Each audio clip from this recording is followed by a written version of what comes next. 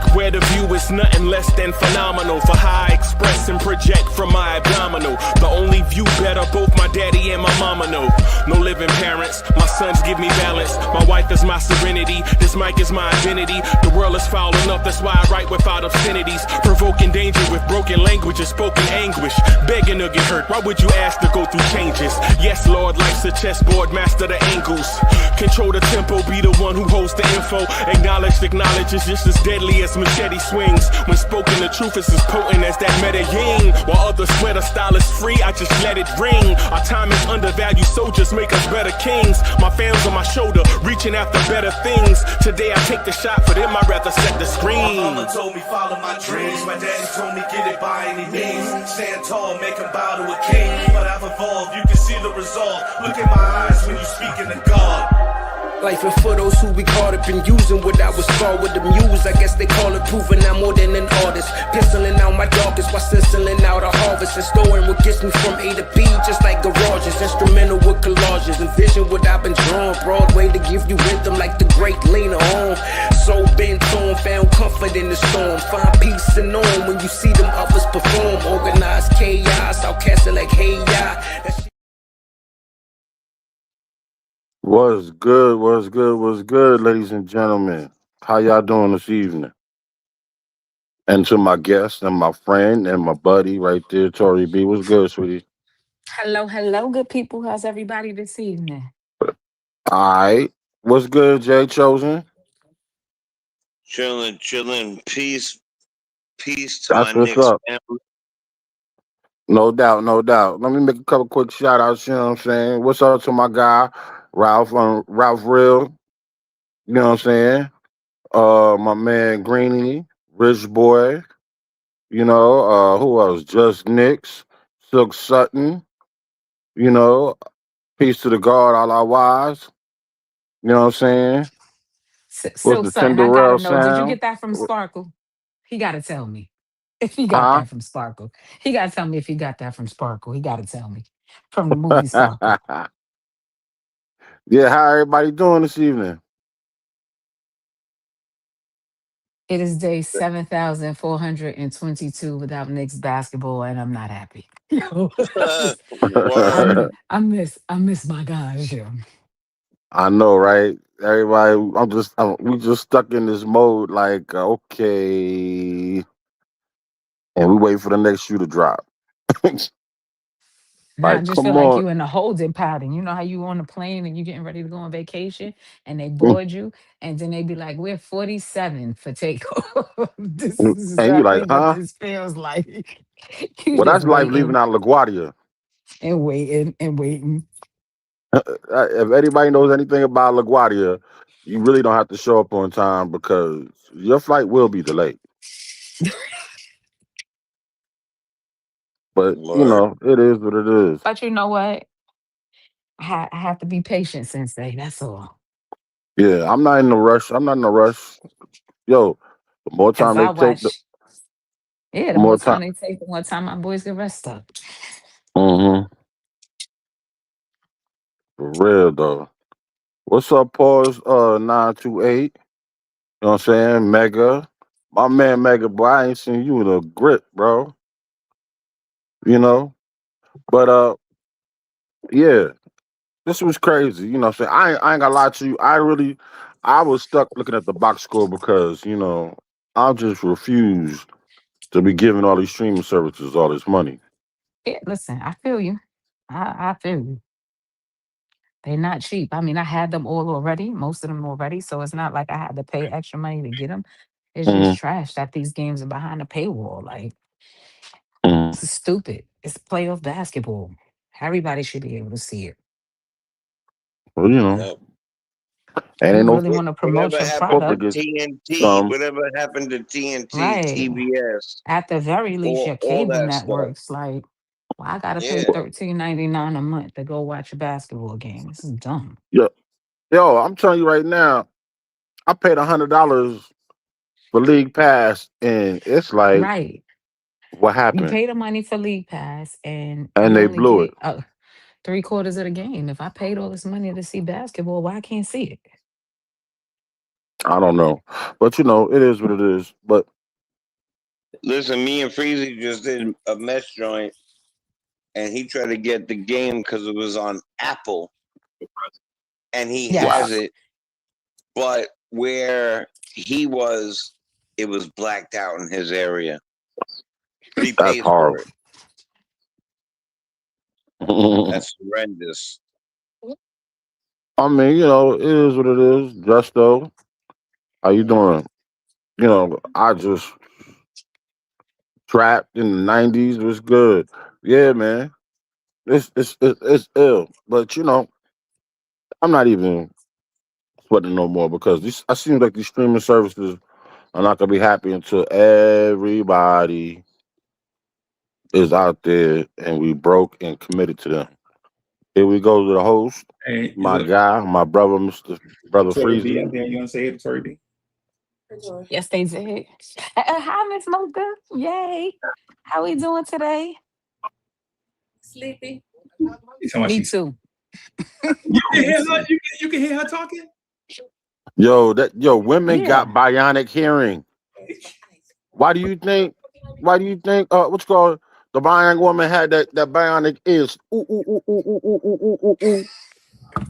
She got a Shut up, bionic Lord. debit card.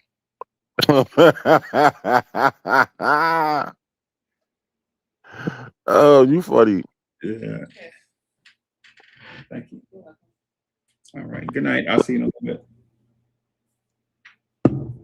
Salute y'all. Hey, salute to everybody in the chat, man. Salute to my Lawrence family. Without y'all, this is nothing, man. I'm glad y'all here. I just talked Jay Chosen ear off for about 2.5 hours straight, back to back, no breaks. I only took like 4 breaths the whole time. You know what I'm saying? Because our Mets is letting us. I don't even know if letting us down is even appropriate, bro. I don't even know if it's appropriate. But my Knicks though, It's way bro. too early in the season to be worried about them. They be all right. I know, and I heard Tori say earlier that that we are 700. Would you say 7,842 games of Knicks 42 free days of basketball? no right. That's too many days. If it feel like 7 million days is just the last time we saw any Knicks basketball. I'm like stressing. Right. I feel Which like made Pookie and New tonight's Jack, talk yo. even worse, Tori. If there was at least Yo, Knicks basketball on, I would have been all right. Right. I was watching that game and I was just so mad that Cleveland didn't win.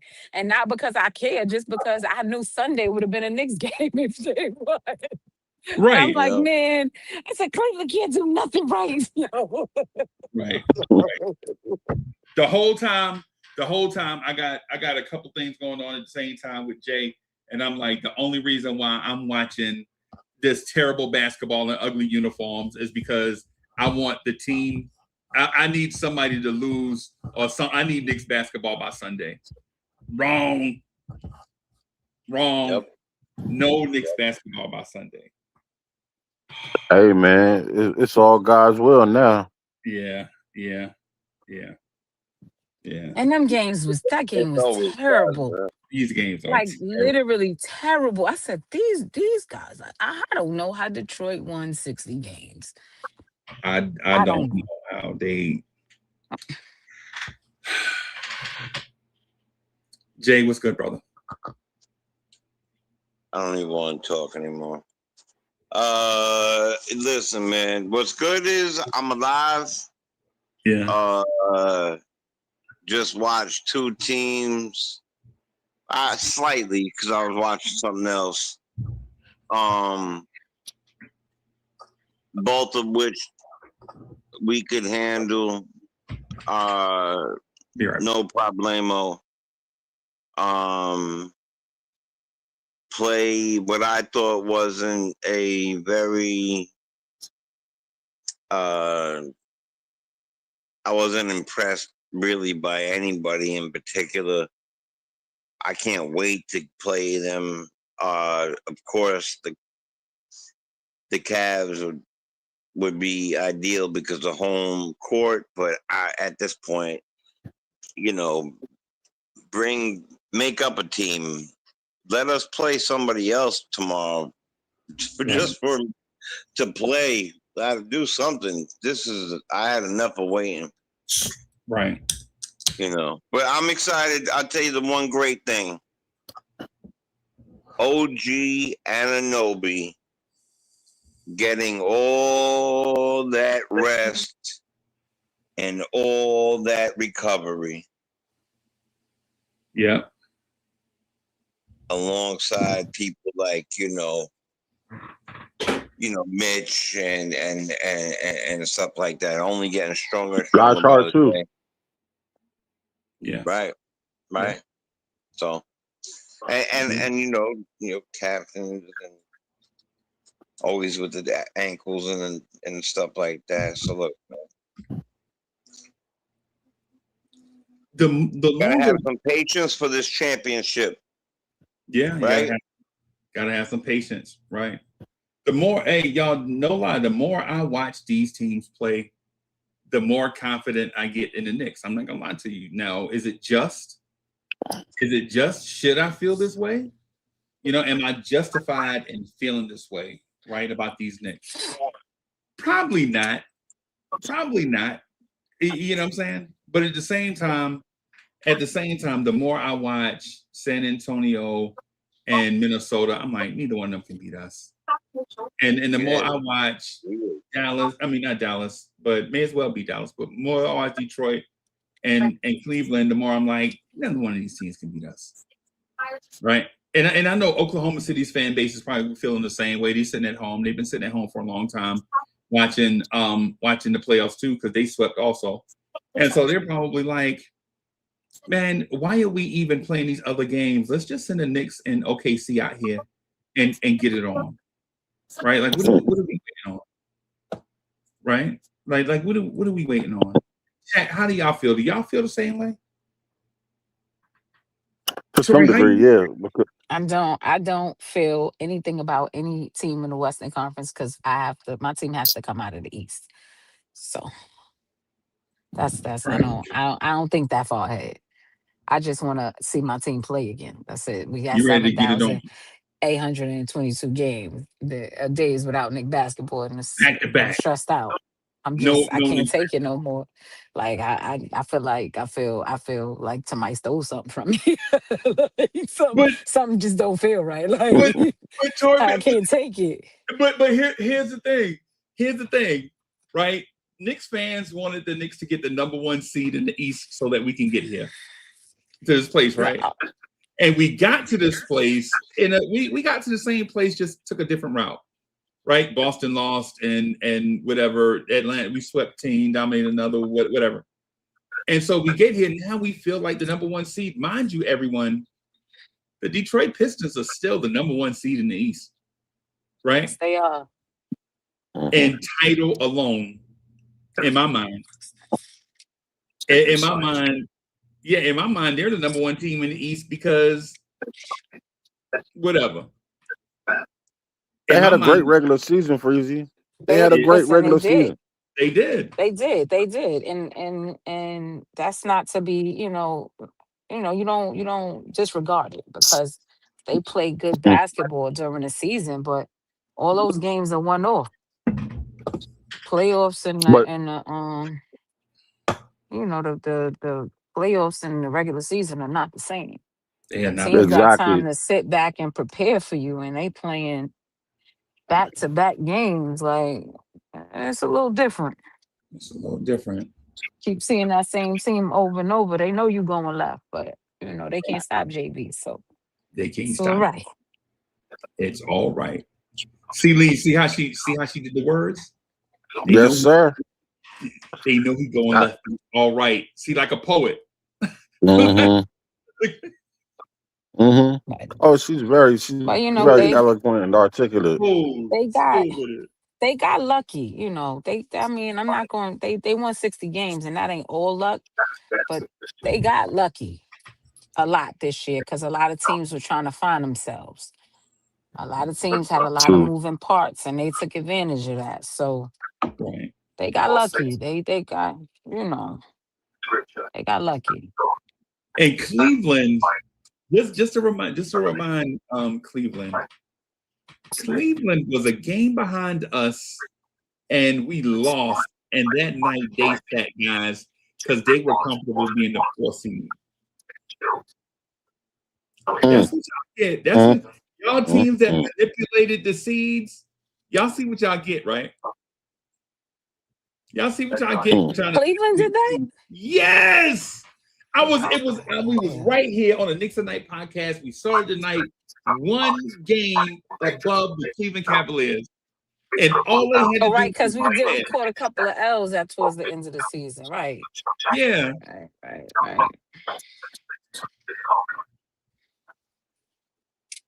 Yeah. So it's like y'all manipulating the seeds, and look what you get. Atlanta, you wanted the Knicks. Look what you got. Right. That was the biggest faux pas of the whole playoffs right there.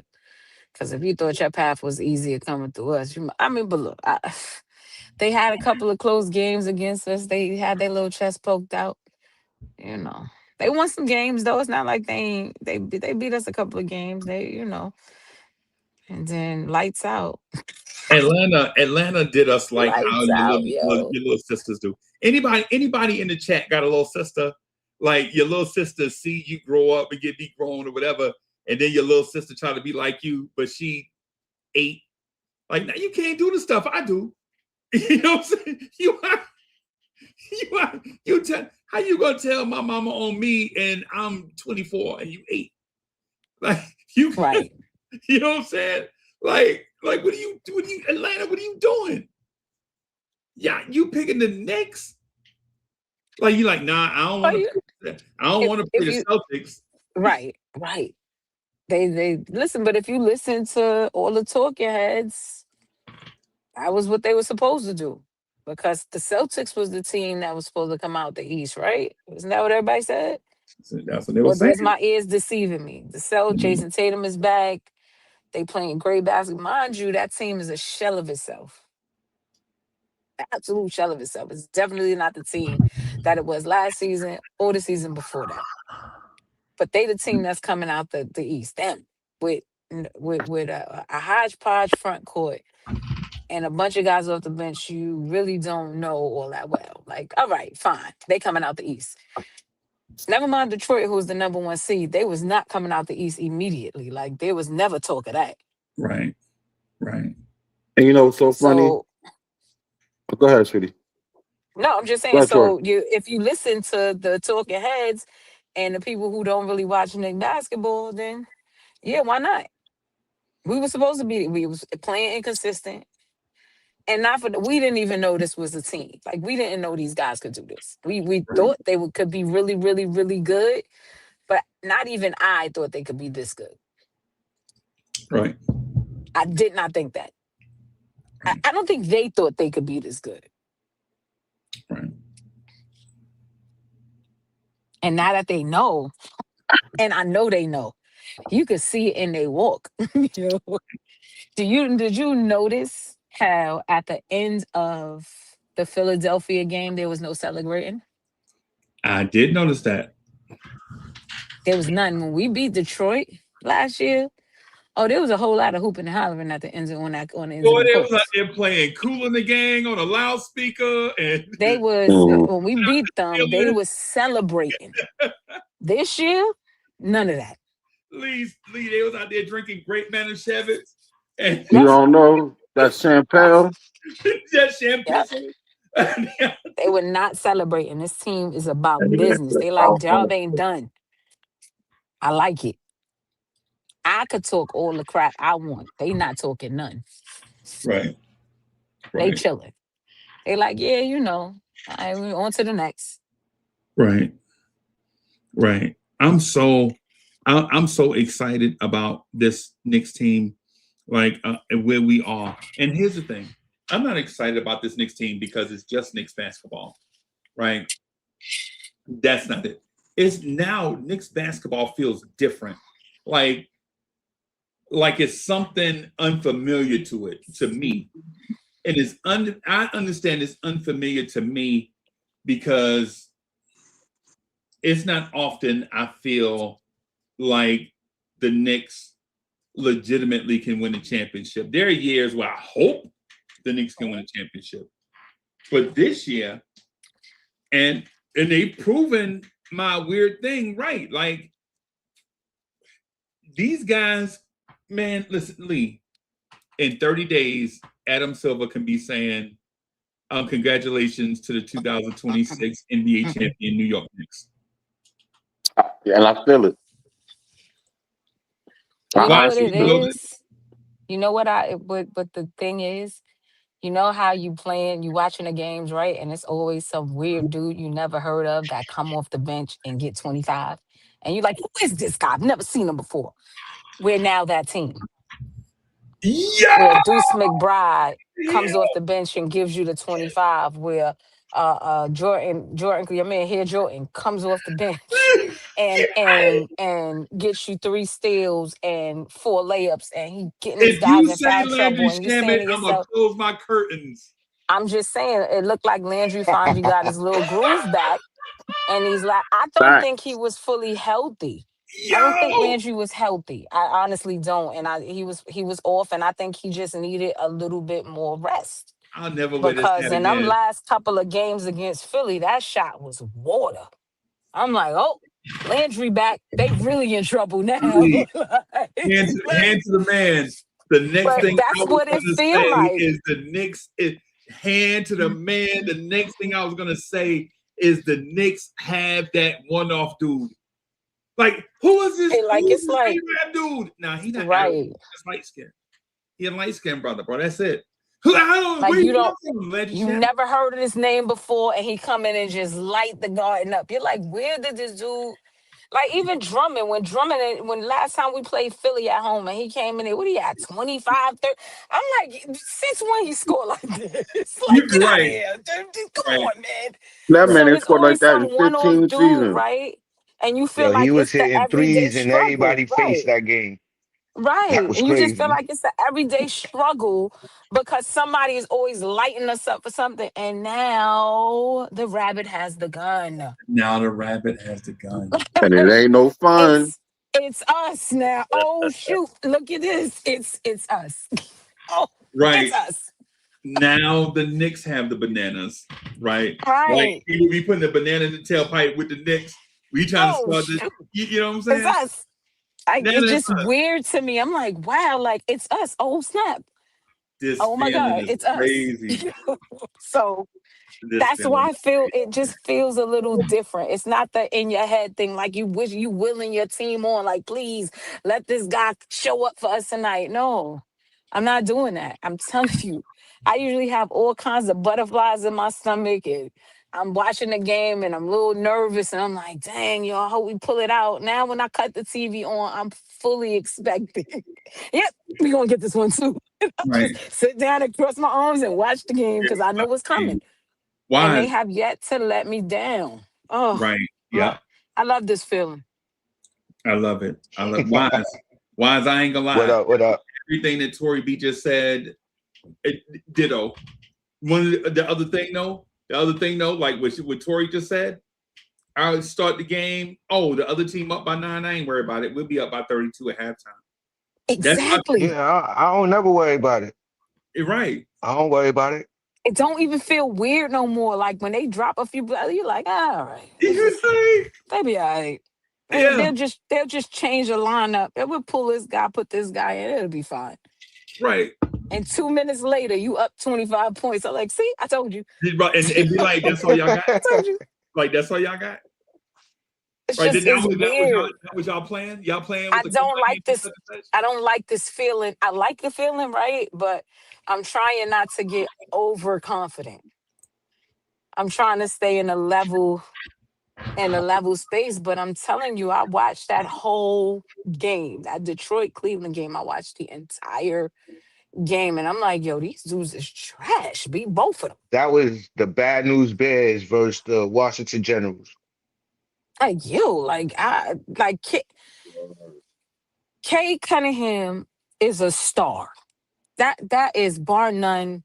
He was the best player on the court on both sides. That dude is amazing. I take him in a heartbeat. He turned He the ball still over a had little like too much for 14 me. turnovers.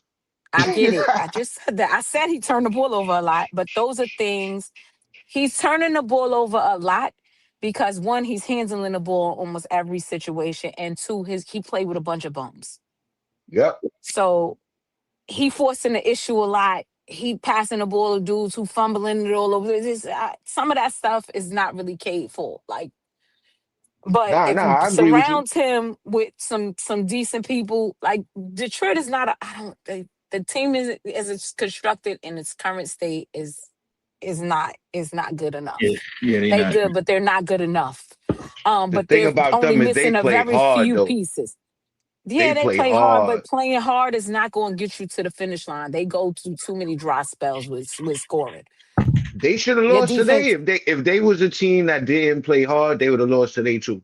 Yeah, Cleveland is just trash. They had 10 That's turnovers in the first quarter. Cleveland. James Harden disappearing act. Donovan Mitchell disappearing act. Lord yeah, have mercy. The yeah. man I had mean, yeah, 18 I mean points that's in what true, was right? supposed to be a closeout game in your house. Yep. Man, And all that's listen, true, and I agree with you 100%. And yet, there's still a game 7. Yeah. And you know what's so crazy? It was just like facts, a Zora Neale Hurston book, a novel. It's facts. It's horrible. like Yeah, neither one of them want to play us. yeah. They kicking the can down the road. It's You like do it. No, they you they do it. don't No, you really do it. No, want you do nobody want to win. it.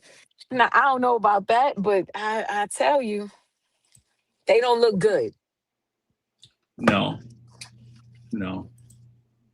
But I, styles I make fights What's too. their series? Best out of 33? It yeah. seemed like it.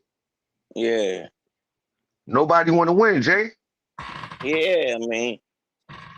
I know one team that want to win so bad that I don't know what they doing with themselves. If we are waiting, I can't imagine what they feel like. Like, come on, damn it, let's go. Bro. Yeah, that those other two teams, man, they don't seem to want to win. One looks better than the next every day. One of the things that I wanted to add to the conversation, if I may, I know the conversation is robust right now, right? I know that, right? And the conversation is busting out the seams. One of the things that I want to add, though, if I may, and I'm gonna want to do it humbly, is the more time they give this Knicks coaching staff to draw up more stuff, I think the more dangerous this Knicks team is going to be going forward. Right? Like you give the Knicks a little bit of time, they draw up this stuff, and all of a sudden you're like, hey man, this Knicks team is pretty good. Then you give them more time, and you're like, hey man, this team is playing really good. You give them a little bit more time, like, hey man, this team is great. And then you give them like a gap in between the Hawks and the Sixers, and you're like, hey man, this team is putting up all-time record performances. And then now you're giving them 9 days to draw up something for a Detroit offense that can't score or a Cleveland defense that can't stop nobody. And I don't want to sound like an arrogant Knicks fan, because I'm not. I'm a Knicks fan.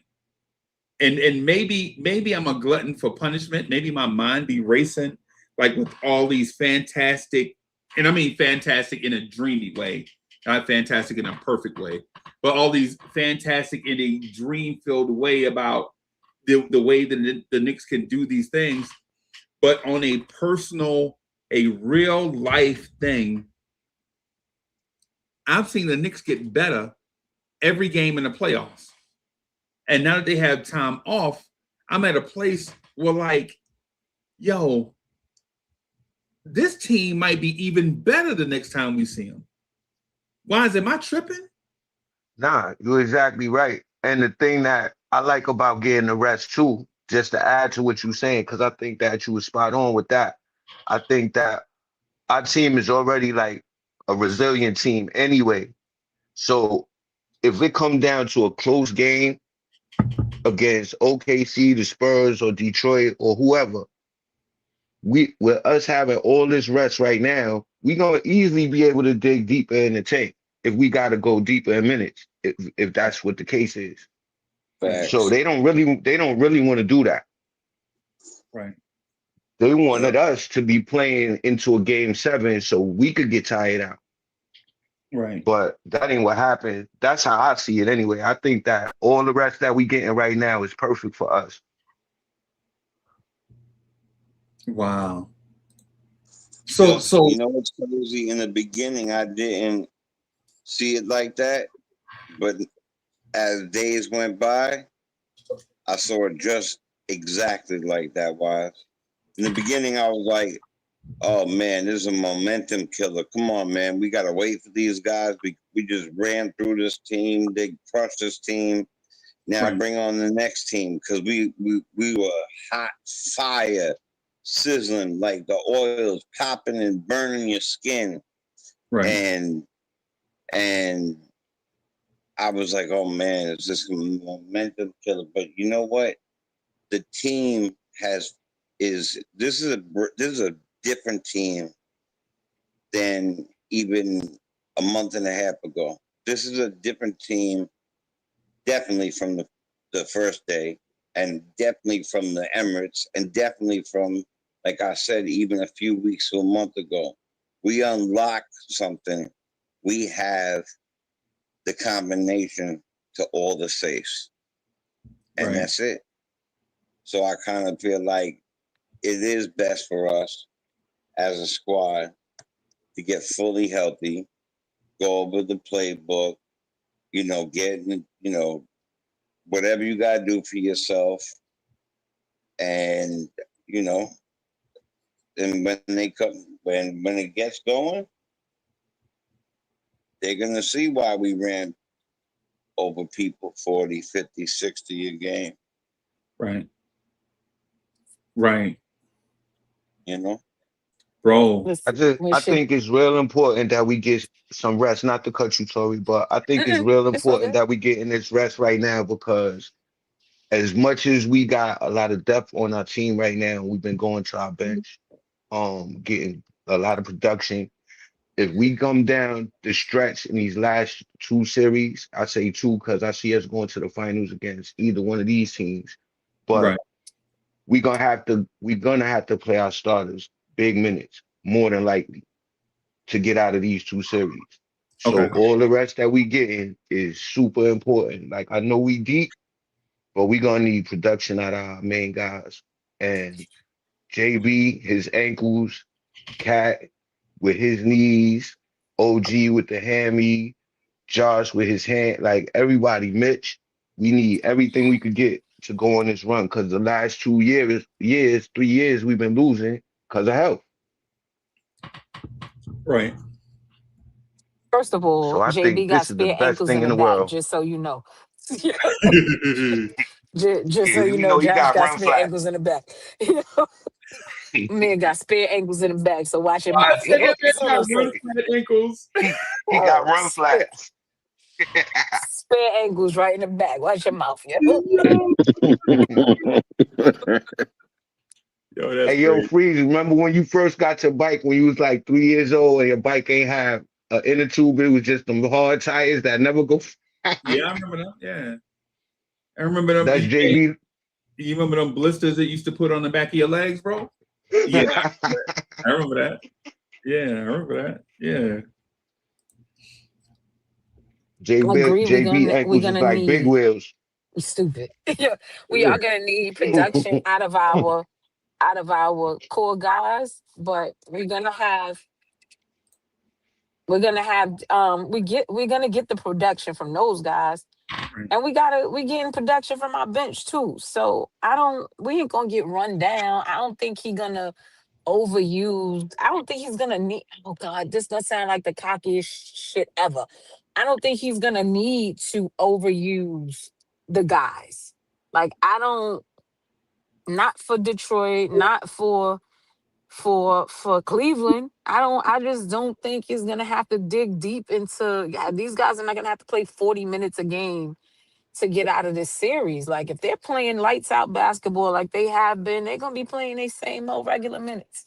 Yeah, and they're gonna be 30, You're gassed. saying, 35 but minutes a game, Uh, contributions from the bench. Like, I mean, I get the finals, but yeah, not, that's what I'm talking about. yeah, but we Every not there round. yet. We not That's there yet. why I So we gonna said. focus. We gotta focus on I said the specifically On though. ECF. I don't. We gonna beat either one of these dudes. Okay. We still gotta do it. I just. Yeah, we. I. Look, I'm putting my money on that. So.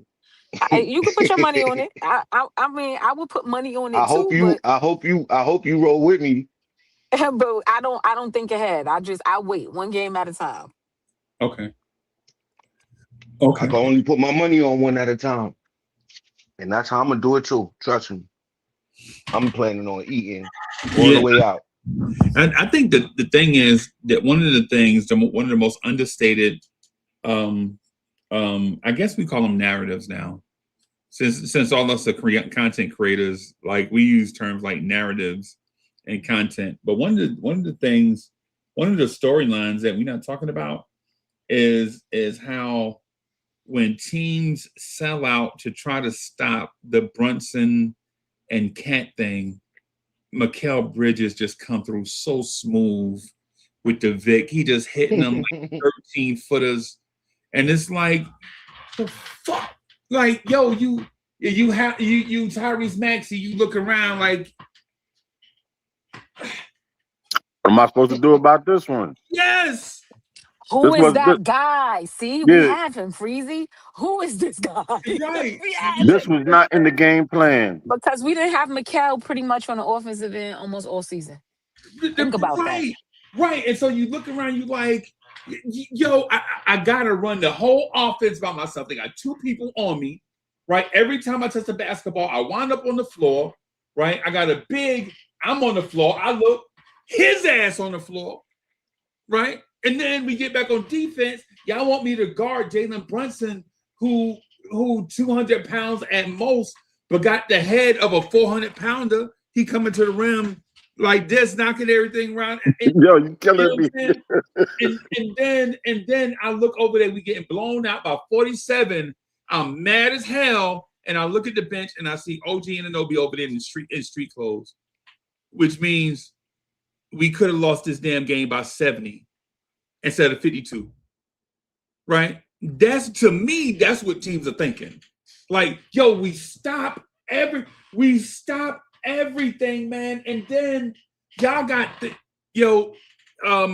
Tori B, you remember the game 6 Atlanta game? Remember that?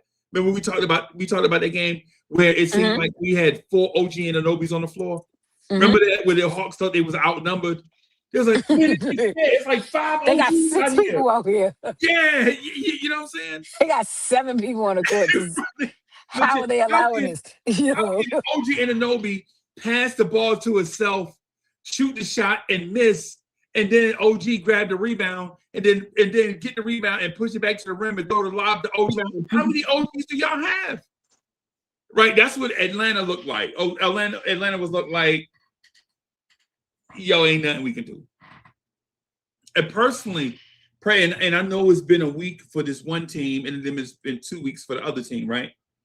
But I personally think the Knicks have been playing so good. I think everybody is in such a good place. We forget about, man, the Lee in the closeout game against Philly. They sold out on Brunson Cat and tried to run zone for Bridges. And Deuce McBride went like, oh, I got some for that. He went 8 for 10. Just so we know, 8 for 10. You feel me? It was like a layup line for him.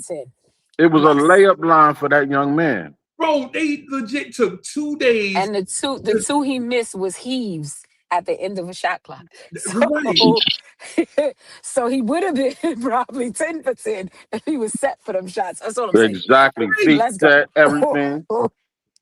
Right. And at one point in that game, when he wasn't going crazy, Shamit was. That's what I'm saying. Shan Wow is back, baby. Let's go. It was like a shoot around. He had like 4 threes that game too. See, we got that guy now. Who is this guy? Yo. Right, and that's what I'm saying to y'all. That's what I'm saying, y'all. Like, real quickly, I just want to say this real quick. Like, them dudes legit spent 2 whole days 48 hours trying to save their season. They're like, nah, we ain't gonna get gentlemen. We ain't gonna get swept. We might get gentlemen swept, but we ain't gonna get swept. They spent 48 hours game planning how to come out strong in a game. And then they get there with their game plan.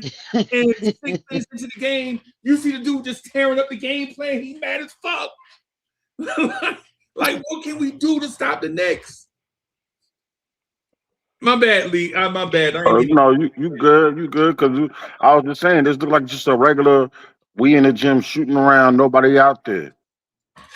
With Landry Shaman and stinking Deuce McBride. Right. And that is the most demoralizing. Because we've been there before. That must be the most demoralizing feeling. That's why Embiid just sat down and he was so freaking humble at the end. It was nothing he could say. And don't let none of y'all let them fool you. They are not a bad team. We made them look bad. That's Tory. Don't let nobody fool Yeah. y'all. Don't let nobody tell y'all, oh, it's So just they earned Philly. their Philly way. just beat the Exactly. Boston Celtics coming back from 3-1, who everybody said was coming out of the East. Do not let the folks lie to you. Please don't fall Yep. for it. And at the Because they did start of the that same thing series, with they said Atlanta. we was Atlanta in gonna beat trouble. the Knicks and and they too strong and they too fast and the Wings is too this and that. And when we beat them, oh, it's just Atlanta. All right. They keep moving the goalposts. Don't let the people lie to you. Philly is not that bad of a team. We made them look that bad. Yeah. Do not let the folks lie to you. Our defense is incredible right now. They are playing on a Because I level that tell I you have what, never Toby, seen. every first quarter when Paul George came out shooting lights out, they thought they had a chance. All right. And so did the And, and commentators. by the and by the So did the second ice cube quarter, in hell. everything was changed. So Everything please don't changed let by the them lie second to quarter. you. Don't let the folk lie to you. Nah. Because that okay. Shaquille O'Neal, who hates the Knicks, was like, nah, yo. Kenny Smith and Charles Barkley was on air trying to play it. They like, oh, you know this. He was like, I don't know what the hell y'all talking about. The Knicks are great. And they coming out of the East. I said, what? Not Shaquille O'Neal? Yeah. And that man know a championship team when he see one. And When you look at the point differential, that says it all. That's it all. Like, there We is no beating teams by average of what, 25 points? We're And I'm holding making the teams number up. we to lost 100 2 points and games under. by I'm 2 making it up. points. I'm making it up. But it's something Making it like up. that. We, I we, think we we beating averaged beating teams by 19. Yeah, see? That's crazy. Yeah, damn sure wasn't far from that. That's crazy. And we won 8 games by 194 points. That's crazy. That's crazy. Dead ass. 194 points. I That's couldn't some I couldn't dream of globetrotter it. shit. I couldn't dream a Yo, team this good up. Like oh my God. OKC swept through the playoffs, and our differential is still better than it. Yeah. Yeah. And they keep giving them all the kudos in the world, but they're not talking about the teams that they play. They played Phoenix and Portland. But we had it easy. Come on. And the Come on. Lakers, who have NBA relics. Yeah. Yeah. Yeah. If the Lakers had Luka, it would have been different though. Yeah. I think they would have made it a little bit more of a series. I don't think they would have beat them. I don't think they had enough to beat them, but they probably would have won 6 games I at don't think they least. would have won either. Yeah. Yeah. Yeah. I'm not giving this. That was next super week, easy. Yeah. Yeah.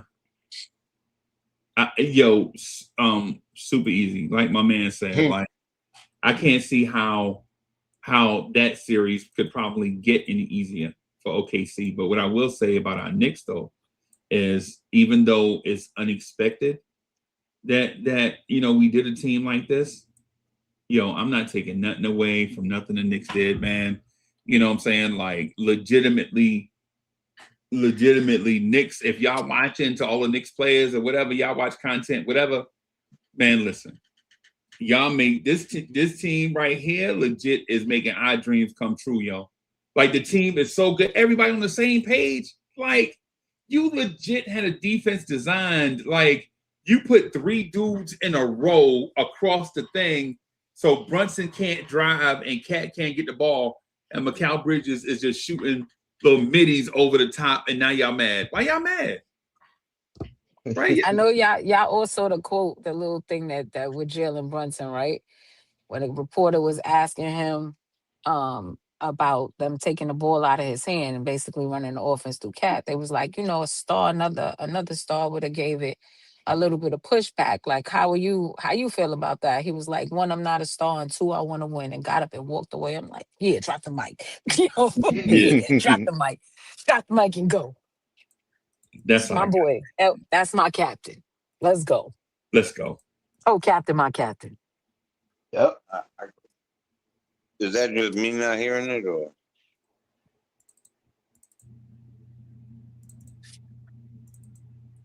Hearing what? What you talking about? You heard something? Jay might He be might happy. got to go out and come back out. Go out Yeah. and come back in. Yeah. Man, this team, man. JB be making me feel like it's just all of them, though. It's just all of them, man. Let me ask y'all this. Y'all wanna say introduce some new topics, man, or y'all want to stay on this right here? What y'all want to do? Y'all want to get somebody in the chat? Y'all want the chat to say something? Go ahead. Go ahead. It's whatever. Chat, what y'all got? Chat, y'all got the fam here. Y'all put something in the chat so we could talk about it, man. We'll talk about what y'all want to talk about for a few minutes. Gang starting the building. I don't really want to overtalk it. You know what I'm saying? I'm ready to get to it. Right. Yeah, man. We still 5 days away though, bro. I know, man. That's why I keep saying it's like they don't want to win. Nobody don't want to win. No. At least we know when it's coming back now. Yeah. We know at least it's gonna be Tuesday. Yeah. And they're gonna be tired. Yeah. And they're gonna have excuses. If they think what's the name, Paul Reed and Duran gonna be crossing us over and all of that crazy stuff they was doing today. Yo, they got another They thing still coming. gotta win that game. I can't wait. They still gotta go out there and win that game. What's to say they're gonna win? I don't trust either one of these teams. They both hot garbage. Yeah. Yeah. I'm gonna stop saying that. They ain't garbage, but they ain't good enough. They good, but they ain't good enough. They got glaring flaws. How y'all feel about Leon? Hey, I'm good with Leon. I mean, how we supposed to feel about Leon? He put the team together and look at this here. Because we was ready to. I was couldn't hear ready to y'all for a fire minute. What was everybody. that? I ain't gonna lie to you. I was 2 seconds from it too. For a I second. want to fire. I want to fire everybody. Game 3. I want to. Screw all of them as a staff, a record label, and a crew. Like they was all dead to me. You know. I'm not even gonna lie to y'all, man. Y'all know I'm. I want to say this carefully because I don't want to sound like somebody that's ungrateful. I wasn't a Mike Brown fan at the time of the interview. Like when they said they interview on Mike Brown, I was like, him. That's how I felt. And then when my guy stepped out of the, when Taylor Jenkins stepped out of the playoff hire, I was like, well, who else they got? Because they can't be thinking about Mike Brown is the new head coach of the New York Knicks. And I was like, okay, so we'll point out the positives. I can't be a hater. I'll point out the positives. And then I saw Mike Brown with them Chuck Taylors on. And I was like, this right here just ain't going to go for me at all. Right? You can't represent my team and you can't even wear Air Max, bro. Like something. The whole thing just felt off to me, right? Some Adidas. You can't wear no Adidas, bro. You can't wear no ponies, some Prince of New York joints. Right? You can't wear no Saucony's, no Lottos. You know what I'm saying? How about some Reebok? Yeah, something. You can't wear some. You can't put on no 5411s or something. Size 7 and girls. Right. So, but that was me. That was me not understanding who Mike Brown was. Right. Whatever. You know, and when you meet new people, you have to learn kind of like who they are and accept them for who they are, man, as opposed to wanting everybody you meet to be the way you want them to be. Right. So that's my thing with Mike Brown. But what I did know is Mike Brown knows. Mike Brown is a basketball encyclopedia. Now, the one thing about Mike Brown, I knew then, I knew then, and he proved it this year, is Mike Brown is a brilliant basketball mind. He's also a tinkerer and a developer. And he also is one of those people that wants the most updated information. Like, you know how you watch those movies back in the day where they used to have the Wall Street ticker. Remember the ticker tape, Lee? Remember the ticker tape machine? Be right there. They be I'm thinking about the Addams Family. As soon as you said that, I'm thinking about the Addams Family. Yeah. Like, he one of them guys that need all the updated information right then. Like, straight up, Gomez. Yeah. But what I also knew about Mike Brown is if he finds something that he can exploit, he gonna exploit that shit. He gonna spam it. Like, he one of them guys. Why is you crazy? Why is this wild? Why you got a toothbrush with him too? Remember the toothbrush back pocket? Yep. Mike Brown, come on, man. Mike Brown, come on, man. Do your thing, man. But one of the things I did know about Mike Brown is that he'll spam stuff. Like, if he finds something that works and nobody can do anything to it, he'll spam it. Like that Trident offense he ran in Sacramento. Like, he was like, look, man, what we're going to do is we're going to spread out like Voltron, and we're going to make these big, strong, powerful athletes move in space. And one false move will blow your groove in a Trident offense. You can take one misstep and we dunking. You take one, your big step right when he should have stepped left, somebody wide open for three. Right? Now, mind you, that don't necessarily work in the playoffs, because in the playoffs, stuff get more physical and things like that. But Mike Brown spammed that in the regular season. So I knew he was that person. What I didn't expect, though, is for him to collaborate this much. Like, hey, coach, what you say? Like, Mo Cheek said such and such. We're going to do what Mo Cheek said. Or Coach Gent said such and such and such, man.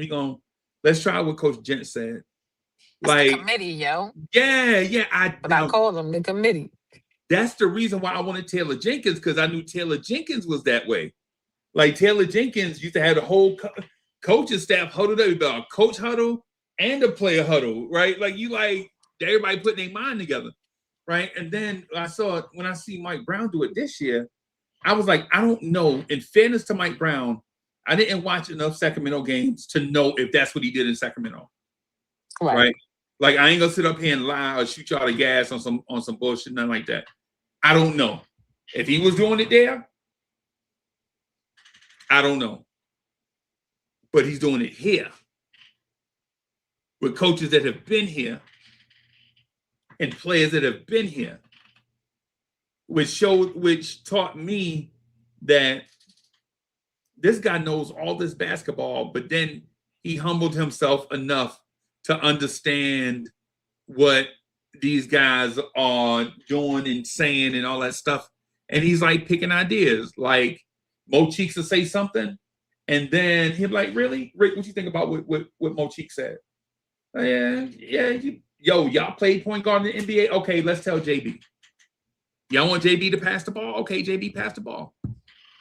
Right? And I'm just making that part up. I don't know if that's exactly what that said. Somebody told me, though, that Rick Brunson told Jalen Brunson to pass the ball, though. Lee, you heard that? Oh yeah. Oh yeah. The whole world that Yeah. Yeah. I'm That trying to bounce off help you. Pass the ball. I was like, but bounce off the that wasn't rainbows of even a turning Asgard. point. Yeah. And you right, Tori, too. You That are wasn't even absolutely the right. turning point. That wasn't the turning point because you could tell somebody to do something. They still got to go do it. The turning point is when he walked off that court and they was leaving out and he stopped in front of Cat and put his head on his chest. And I said, these dudes is locked in. And they've Yeah, been locked in ever since. right. Because he was like, that was my bad. Like, all right, I'm in. Right. That's what that little nod was. That little chat was. And them dudes been otherworldly ever since. Ever You had a since. question in the chat. Somebody asked if they thought if we thought that the offense was sustainable or it Was it? was just You know, you remember yeah. who said it? Yeah, I could show I could look back. Give me a second. It was Nick Jr. Nick Jr. Yeah. Here we go. I could highlight it. I don't know if you can see it. I tried to put it on the stage, but he said, I love this conversation. Do you see this new offense to be sustainable or was it just good enough to beat the Heat and the Hawks and the Sixers? Yeah, I see it. What y'all think? I mean, I know how I feel about it, but How you feel It's about it? it's very sustainable. yeah. Very. I agree. You getting production from everybody. So if you get production from 3, 4 people on any night and they play defense together, you could still win. Right. Right. It's Right. not. It's a valid question because we've seen this team go through so many ups and downs this season, right? So if you're watching the games, if you think about go back to the regular season, they'll go on a stretch where they win 8 out of 10 games, then they lose three games, and they'll win another 2 games and they'll lose a game, and they win 3 games and they lose. They've been up and down all season, and even in the playoffs, when you watch them, they went out there, they won that first game against Atlanta, then they dropped the next 2. But Right. if you paid attention, you knew their backs was against the wall for game 4, right? So you Right. knew the Knicks was going to come out swinging. So the Right. game that they had, as a Knicks fan, you expected it, right? But the Knicks being the Knicks, you say to yourself, all right, yo, don't lose game 5, Mhm. and then we got to go to a game 7. Like, let's wrap these dudes up. They came out there, blew the brakes off them in game 5. And you Right. said, wow, I wasn't expecting that. Like, I wanted them to win, but I wasn't expecting that. Right. And I Right. know for me, I'm like, all right, if y'all are for real, wrap these dudes up, get them out of here. And they embarrassed them in game 6. And you're like, Yep. okay, all right. I saw the light come out Atlanta eyes in game 4. Like, I knew it was a wrap then. I'm like, game 4, second quarter, middle Yeah. of the second quarter, I watched it. They body language changed. They shoulders is hunched over. They not talking to each other on the court. Game, they not even looking to their bench. Like, when they coach is talking, they just going back up the court. They were done for. They were done They for. were done for. I saw it in game 4. I'm like, oh, these dudes is a wrap. It's over for them. Right. But then here's this Philly series, and I'm like, if these guys are for real, they could do it again. And they blew the brakes off of Philly for 4 straight games. And the hardest game to get is always the closeout game. Yeah. And not only did they go out there and win it, they won it in the first quarter. So, yes, I don't think that you have to worry about our offense going forward in any of the in any more of this playoff series, any more games. I think they know what they can do now. The Um. way our offense is playing, the refs can't even slow us down. Right, and they tried. And those first 2 Like they games had against Philly, Cat they really on the tried. bench for a Yeah. whole half. Tony Brothers did his And he best. still he still came back on the court, I think it had 20 points. Yep. Or a triple double or some crazy shit he had that day. Yep. They So it tried don't even hard. matter. Like they tried everything. Like you Yo, look close at those games, they tried everything. they hacked They Mitch in the threw first Mitch out quarter. the game. Yep. The Sixers hacked Mitch in the first quarter. I'm like, bro, y'all had 2 days. Wait a minute. Y'all had 48 hours to come up with something, and this is your trump card. You throwing out the damn 4 spades. That's what you got? Hey, I think we only got 5 cards left. Oh my God. Yeah. Talk about I thought my partner had it. Yeah. You got it. I'm out here fixing. I'm out here. I'm trying something. Right. That's your game plan? You hacking Mitch. And then Mitch go 4 for 7 from the free throw line. Like, Ain't even work. It didn't even work. Right. It ain't even work. But not only did it not work, now every time Mitch hit a free throw, we get to go set our defense. Right. So now you can't even run up the court. Right. You can't even use your speed and your top guy because you all know Maxie is speed demon. He get a full head of steam going. It's hard to stop him. You can't even do nothing. You outcoached yourself. Dumb. Yeah. Right. And then That was out of desperation, bro, because they On didn't top know of what else that, to they do. more than likely end up in the penalty. They in the penalty. Now here's the thing. So you hacking Mitch, right? That means Jalen Brunson is resting and on free throws. And y'all know Jalen Brunson on defense. So he catching his win on defense a little bit too. Right. So now y'all get out of the hack of Mitch because y'all in foul trouble. Now y'all can't do nothing to Jalen Brunson. He can go to the rim all night long. Yep. Right. Hey Lee, what's the Dave Chappelle sketch? The Keeping It Real Goes Wrong. You remember that? Yep. When Keeping It Real goes wrong. Heck yeah. With Ashley Larry. Yeah. Come on now. Come on, man. Come on, yo. Come on, man. Come on, man. Yo, they gotta respect us, man. You got to be more careful. Yeah, they gotta respect us, man. They gotta put some of that stuff on our name. You know what I'm saying? Like legit, the game where OG Anunoby was everywhere. The game 6 against Atlanta, and I think it was what's the game where we blew the brakes off Philly, and Joel Embiid was mad. Game 1. Game 2. Game 2? No, game No, 2. game 1. Joel Game ain't 1. even play. No, game 2, Yeah. he didn't play. Yeah. Game 1, we blew them out the first game. Yeah, Okay. you're right. You're right. Okay. Right. Yeah, it's 6 OG Anunobys out here. Like you got your starting 5 and then 4 more OG Anunobys. That's what it looked like against Philly. And no disrespect to Paul George because he's a Hall of Famer. And no disrespect to Joel Embiid, but he'll probably make the Hall of Fame.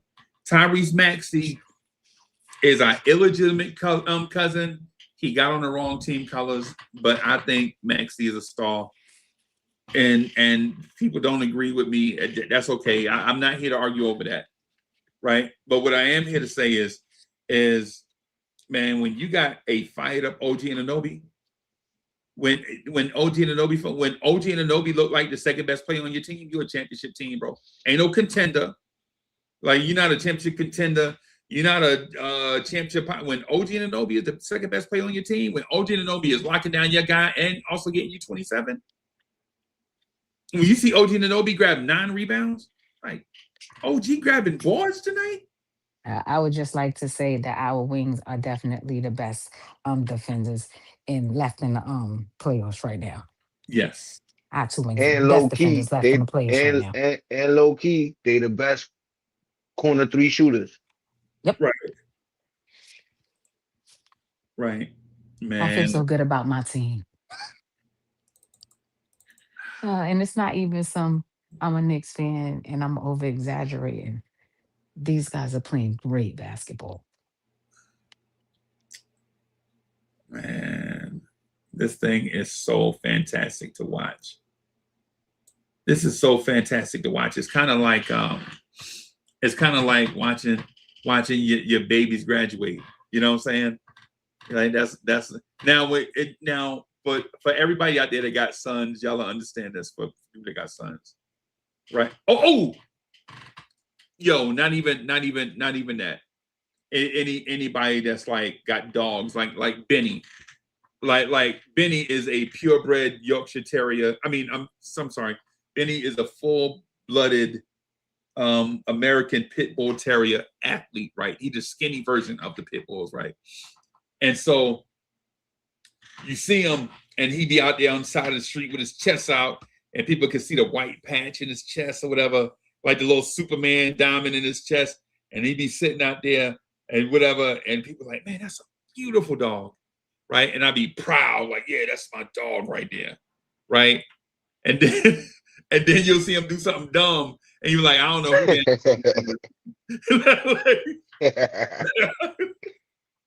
Like, I don't know who that dog that is. Why you on my yard?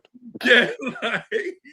Like he be able to snatch somebody's dress off the clothes. Y'all remember clotheslines? Oh, hell yeah. Hell yeah. I'm the only one that remember clotheslines. Do they not have clotheslines? Yeah, I ain't have. Still use those? I ain't have clotheslines. I remember them. If you had a backyard, you know you had one. Yeah. Lady, like 2 streets over, be hanging out her clothes, and Benny be chasing something through there and hit her sheets, and then drag her sheets 2 blocks all the way over to the yard. It's just, hey, who dog? Really disrespectful. Ma'am, hey, Miss Carmeletta, I don't know who dog that is. Get out of here, yo. You know what I'm saying?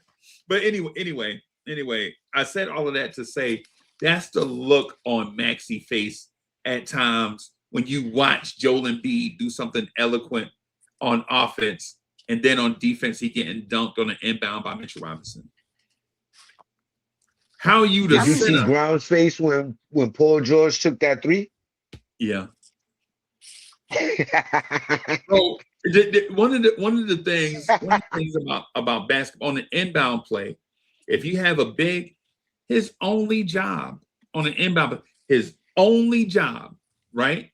The only job on that one pass is to not allow a lob at the rim. That's your only job on that pass. Now, when the ball starts getting passed around, again, they back it out and get into offense, then things change. Right? Now you gotta watch, you gotta bump cutters and you gotta watch the corner guys, you gotta watch screeners, and you gotta watch all this stuff. But on it, how do you get dunked on by an alley-oop on an inbound pass, bro? Lee, you saw that? You remember his face? That means disgusted. Yeah, how you get dunked on? How you get dunked on the inbound lob? There's only one play for you. That one play for you is to stop the alley-oop. That's your only play. And if you're Tyrese Maxey and you watch that, you like, yo, we got to blow this up, bro. We got to make some personnel changes, bro. Because I can't keep doing this. I ain't got all these years left in me to be running around up and down the court. I need some athletes, horses to run with me. Right. Listen, I already DM'd and told him I know you tired of Joel Embiid shit. Just come on home, yo. Just come on we home, know. bro. We got plenty of room for you.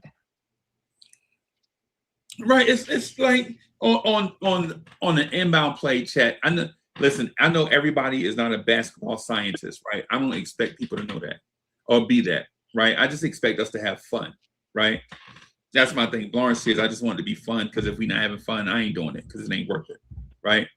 My thing is though, certain stuff you shouldn't.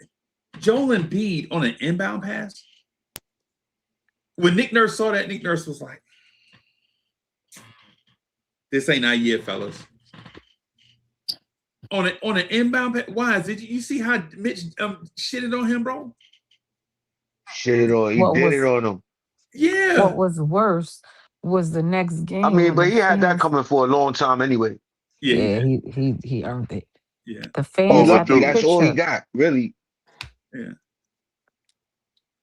The fans had the picture waving it in front of the basket when Joel Embiid was shooting free throws. But for me, it's on to the next. Yeah. Yeah. I laughed so hard. I want to see Mitch do something incredible too. Duran or Allen or one of them dudes next. Oh, that's coming. That's coming. I know Cat gonna get busy on all three of them, so it don't even matter. Mobley gonna get it too. Let's go. Yeah.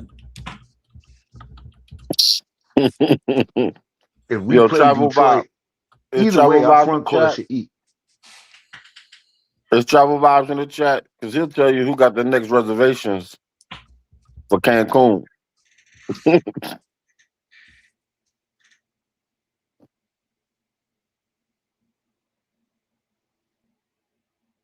Right.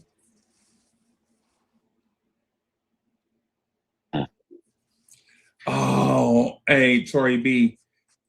Silk Sutton is not the name. The name we thought his name was Satin.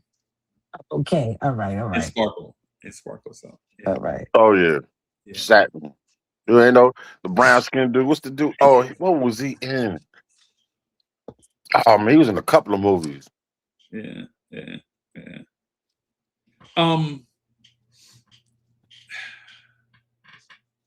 Can y'all hear me? Yeah. Okay. I just wanted to make sure. I thought I lost connection. You line of clip chat. Y'all got any more chat? Put some in the chat, man. We got plenty of topics to talk about, man. We want to hear from y'all. We got like mad days in between now and whoever we play next.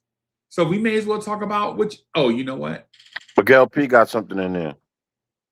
What Miguel P say? Give me a second. I'll tell you.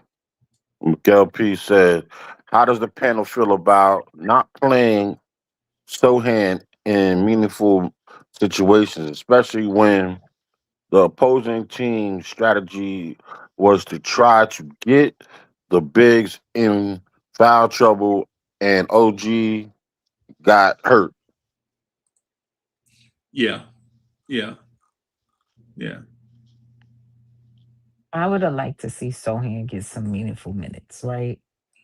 But I also can't complain about the way he used the rest of the guys that he had because we won by like 174 points. So me in my head saying, why you not playing Sohan? And then I look at the scoreboard and we up 40 and I'm like, do it matter? And Yeah. At this point, like, I mean, I know the further along you get in the playoffs, right? That the better the competition is supposed to be. So Right. I don't anticipate. I'm about to lie. I do anticipate it, but it's not supposed to be blowouts like this. So if they're close, meaningful games, then I don't see why he wouldn't get minutes because he's a really good defender too. Right. So I think we'll he's a see. I think he's a We'll situational see what player. happens. I didn't feel a way about him not getting playing time. I would have liked to see it just so I could see, what he looked like out there against, a Maxi or a Edgecombe because he fast enough to keep up with them. I Yeah. think his But ideal matchup is if we gotta go and play Detroit, he go right on Cade. okay, yeah, we'll Because see. if I you mean, we'll remember, see. the first time, the time we played Detroit when Sohan came here, he Yeah, put he him put straight him on out Cade. there. Yeah. And he And had locked him up for like 4 or 5 possessions, blocked him at halftime. Then he put him back on him, stopped him like 3 times. Then he hit a three over him, and he was hyped. That Hail Mary 3. Yeah, he Yeah, was so hype over that, and he I was was hyped. laughing so hard. Bank I off the said, if you gotta glass. fight this hard for a basket, you hmm geek.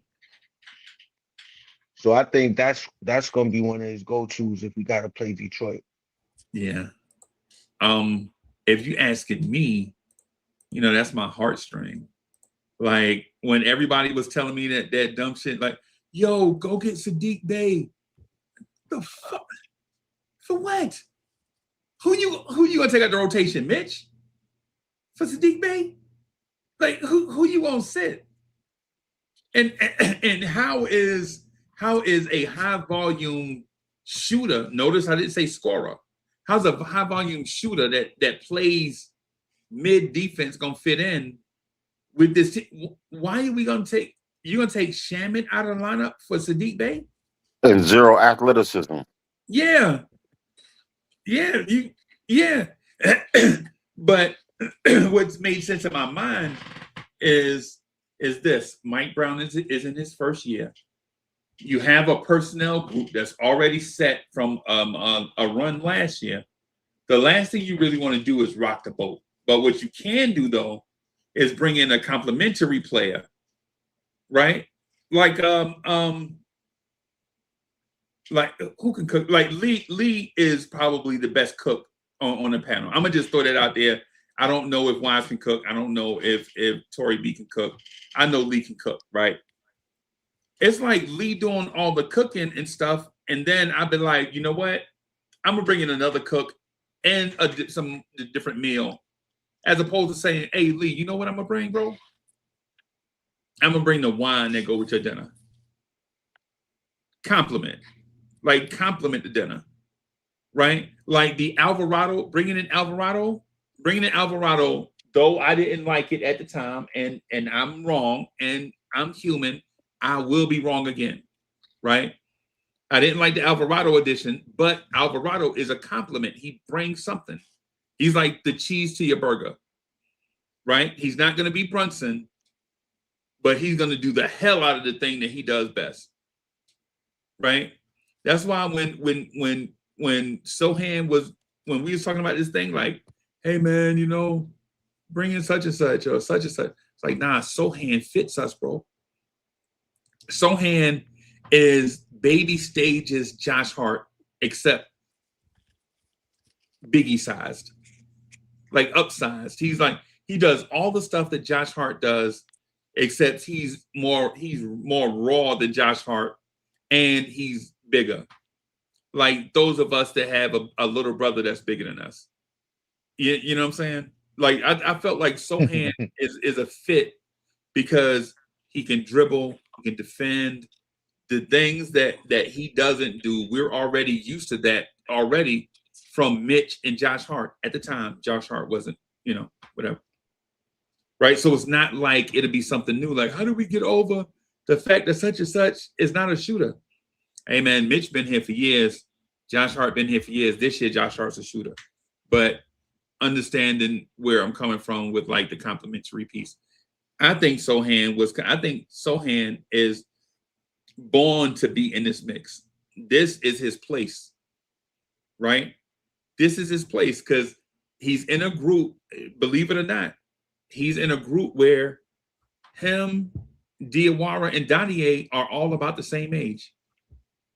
So it's not like he's the young guy coming to be out of place. Him, Dadier, Diawara, Huck Porty, Kolick, all of them around the same age, right? Then at the same time, like he's got all these years he was once coached by Greg Popovich. Greg Popovich coached that young man, had that young man playing point guard for a whole season. Starting. Yeah, it's starting. The year they tanked for Wemby, so And I was getting ready to say that's why he was starting at point guard. Yep. They knew what they was doing. They knew what they But was that's doing. he picked up But he valuable got a lot of skills. experience, yeah. but he got Valuable skills. yeah, but he got the experience. You know what I'm saying? So And that little mix, that little crew we got on the ends of that bench like to get active. They Yeah. get chirping. They do. Cat and them be like, all right now, let's go. Like get your butts off the court. Alvarado, we have everybody hyped up. That's wild. Yeah. And the reason why, so to your question, why they don't play Sohan, bro, you can only play so many players, bro. Right? You can only play so many players. And then think about the chemistry thing. Like, he built up so much chemistry. Like, chemistry was the primary thing in the beginning of the season, like trying to keep the group together, trying to play, chemistry, all that stuff. And then, you get to a place where you get a new guy, and it's like you can only play like so many guys before things start getting weird. You know what I'm saying? Like, what can you do really? So And you could, if you overdo a bench guy minutes, you could like burn your rotation like that too. Yeah, yeah, yeah. That yeah, yeah. So Fritz, what's good, brother? Hey, what's up, Freezy? Hey Fritz, what's up? Hey, what's going on? Fritz, if I ever hear you say another bad word about her, bro, we might have to have a Intervention. yeah. Mr. Economy Calculator, what up? Hey, what's up? What's going on? My man with my favorite pocket protector. It's Yeah. almost that time of season, but we gotta get these 8 wins first. That's Right, right. right. The Soon eight come. Soon sweat. come. Yeah, Fritz gonna be in the Canyon of Heroes with the brand new Trapper Keeper. Yeah. yeah. The one with Snoopy on, the one with Joe Cool on it. Joe Cool front of your Trappers keeper with a cigarette. I've never seen that one. Yo, Fritz, that's before your time. That's back when we used to have book covers out of brown paper bags, bro. That was No, you said that. You said they had a Joe Cool version of it. yeah, the Joe Cool, Snoopy. Of a trapper keeper? Joe Oh, you Cool, know what? No, Snoopy. we thinking about the camel No, for the Snoopy, cigarettes.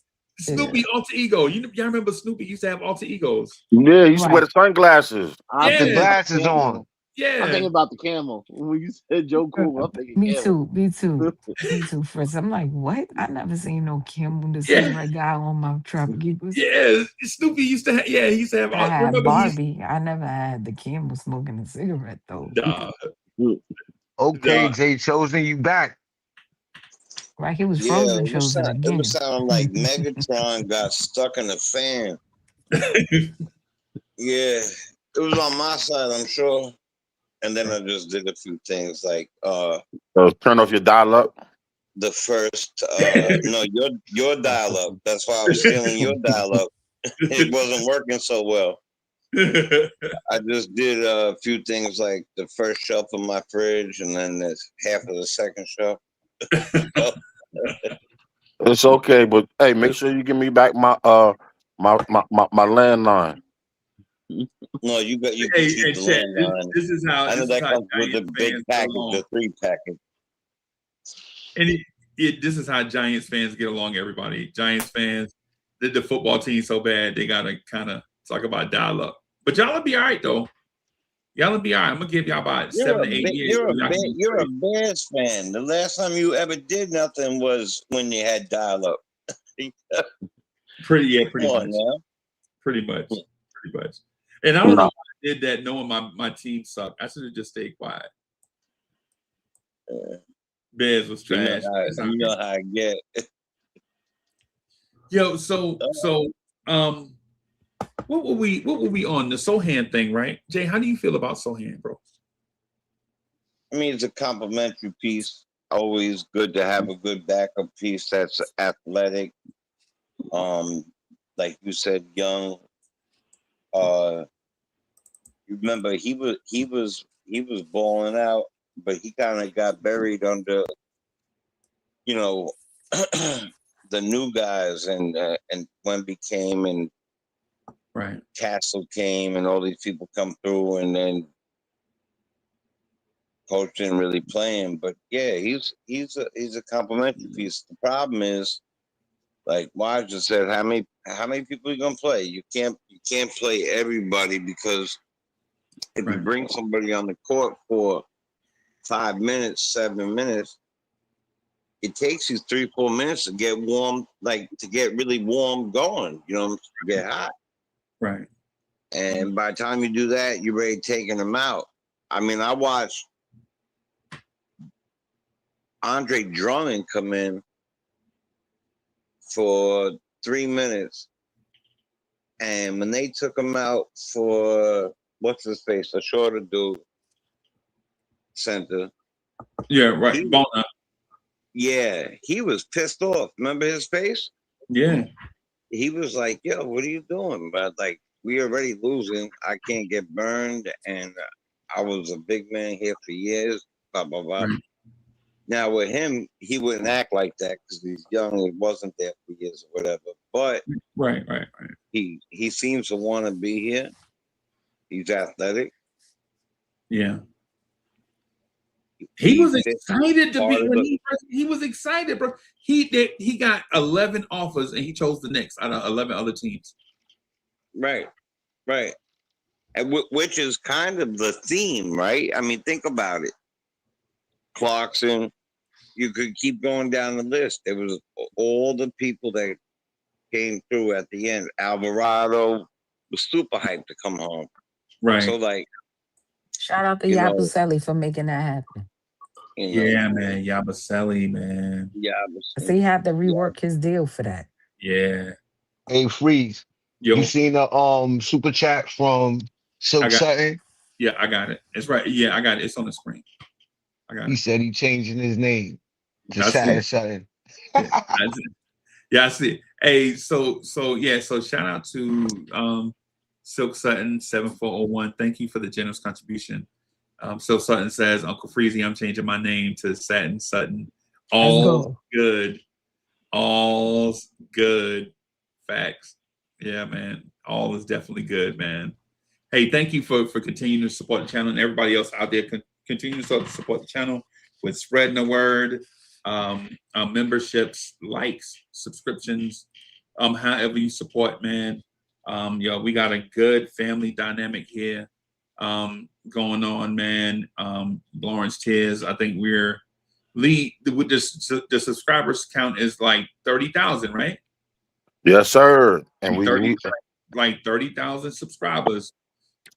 So clearly we're doing something right, and y'all let us know that we're doing something right by the mere fact y'all keep coming around, y'all hanging out with us, y'all supporting us with memberships and all of that stuff, man. So we appreciate everybody continuing to support us, even though Corey Lee won't let me be right all the time. Sometimes he tell me I'm wrong. Hey, Freeze, did you see when Nick Yak said Ash Fritz, is he paying Mitch this season? And see, we beefing, bro. See how to beat. We paying everybody. We paying everybody, bro. Everybody. We paying everybody. Some people don't want peace. Some people don't want peace. You get a contract, and you get a contract. We paying everybody. hey, you mess around and find out. We just might. Hey, we just might. We could afford it. Shoot, cats is mortgaging they houses just to get tickets to go see the Knicks in the playoffs. I mean, why the hell not? If people don't think that Dolan is gonna blow through the second apron, they bugging. Yep. Word. That's what I was thinking. Yeah, man. BS you not, yo. He did that in the 80s before he got himself sober. So with that other stuff. Every year. And just think, this is his love. This is his heart right here, the Knicks. Right. Yep. He be out there giving out game balls after the games. Yeah, you saw that, right? Yo. Mm-hmm.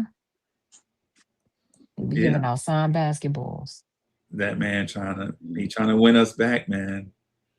Dolan is trying to. I think I might forgive him. I ain't gonna lie. If the Knicks win a championship, I think I might find it in my heart to forgive him. Hey, bro, he's I wasn't never really mad at him like that. Me neither. I look at him as like a Steinbrenner. Yeah. I was mad. Hey, yo, legit. I'm too old to hold grudges. I just can't. I'm from Jersey City. Like, I'm from Jersey City. I got cousins in a place called I forget what the name is. I got cousins in a place called my cousins tell me a place called Soundview. I got cousins and stuff. I used to spend summers in the Bronx, South Bronx, right? One of the most oddest places ever, respectfully. You know what I'm saying? My grandfather used to drive the bus there in the South Bronx, man. He used to have us there for the summer, come get us at the come get us at the beginning of July every year. We used to do the 4th of July thing at his house and stay all the way to like the beginning of August, like every summer, right? Got mad love for every borough all over the place. Even if you're not from the greatest borough that God ever created, the Bronx, New York, right? Just like mad love, right? So I love New York, even though I'm not from there. I'm from New Jersey. I'm from Jersey City. But I love the Mets, man. I ain't gonna lie. With all my heart. I love the Knicks with all my heart. And I watch owners over the years do like weird stuff and we can't get championships. You know what I'm saying? Like I used to watch owners like not pay Spreewell. It's like, bro, how you not gonna extend Spree? Bro, give Spreewell the bag. What are you doing? How you gonna trade Pat Ewing, bro? Yeah, that You know what I'm that saying? did something to me for a long time. How you gonna trade Starks? Listen, I loved Spreewell, right? But Starks was my man, 50 grand. John Starks was everyday people, bro. Yeah. Starks wasn't the number 1 pick in the draft. Starks wasn't a first round pick. You know what I'm Packing saying? bags in the grocery store in Yeah. Oklahoma. Bags at the supermarket. Yo, Word he up. everyday people. His Just a mama, country boy from Oklahoma. right? Yep, Oklahoma. Y'all My remember when birthday his mama buddy. cussed Pat Ewing out because he broke up Starks and Reggie Miller from fighting? Remember that? Mm-hmm. Starks' mama cussed out Pat Ewing, cussed out our star player, bro. And I was with her. I was like, Pat, don't put your hands on Starks, bro. And I love y'all know I love Pat, bro. I be telling Miss Mocha every day, like whenever we have a grandson, his name is gonna be Patrick Ewing Freezy. That's how much I love Pat, bro. I love Pat. Jesus, Lord have mercy. Don't forget the Aloysius. That's real talk. Nah, I mean, I can't Lee. I mean, come on, man. If I get Pat Ewing, you think they're going? I got to take what I can get, bro. You know For sure. But yeah, the thing with me and Dolan is I respect Dolan and I hope him nothing but success. Right. But then there's like these little things that be on my radar, and I'm like, man, I don't know, dog. I'm on the fence. Listen, they doing right by our boys. They brought them all back home. Yep. He getting right. Right? He getting Bring right. them back home. And listen, I know all of us not gonna be on the same page on every topic, and I don't expect that. Like I respect y'all takes. Like when y'all say something, I'm like, okay, I dig it. I dig it. Because we can all have like differences of opinion and things of that sort, right? The Dolan thing is one. I'm like, yo, y'all gotta talk me off the ledge, right? Like I don't know, man. If we win a championship, I think I can find that place, right? But there's been a lot of stuff over the years, man. There's been a lot of stuff over the years, and I'm just trying to figure out, like, hey, well, let me ask y'all this: will winning the championship, like, of all the stuff y'all ever been through as a Knicks fan, will winning the championship this year erase all y'all bad memories, all y'all bad feelings? Yes. Nope. It'll erase mine. It'll make you feel better, but it won't erase it. Like I ain't gonna forget everything. I will still remember it. That's what's gonna make it feel good. Right. I don't think a lot of those. I don't look at it as tragic. I could see the reasoning why we did certain things. Okay. And it just didn't work out. But then there's a dumb period in there that they was just wild for a while. Right. But a lot of other things I could see what they were doing. Man, trading Rod Strickland, bro. I'm like, Yeah, that one hurt too. Yeah, you're starting to make me not like him. Rod Strickland was from my neighborhood. Yeah, to Portland, right? Yep. Yeah. He 2 blocks. No, it wasn't Portland. He went to San Antonio. And then he went to Portland. Yeah. I remember that time, but I wasn't. We I traded wasn't. him for Cheeks. I wasn't. Yeah. I wasn't a Knicks fan. So Yeah. You know what it was about him back then? He was high. Yeah. All the time. And he would always bring in the 12-year MVP. The guy was an MVP 7 years ago. He was a great player, a good player. 5 years ago, he's a little over the hill. And Right. they produced for us, but obviously not enough because we didn't win a championship. Right. Like when he went and got Larry Johnson instead of Grandmama. That's Yeah. what he used to do. Yeah. Nah, Grandmama passed. All right. And we got Larry Johnson. Still a good player, but definitely not the Yeah, player he was in Charlotte. he got Anthony Hardaway instead of Penny. Instead of Penny. Right. Yeah. Yeah. Right, Tracy exactly. McGrady instead of T Mac. Right, he got Like, yeah, Tracy. it was Right, exactly. Which was like one of my favorite players of all time. When he came here, I was excited, and then when he was playing, I was like, "Damn, that's not the Tracy I remember." Yo, that's crazy. He brought Steve Francis instead of the franchise.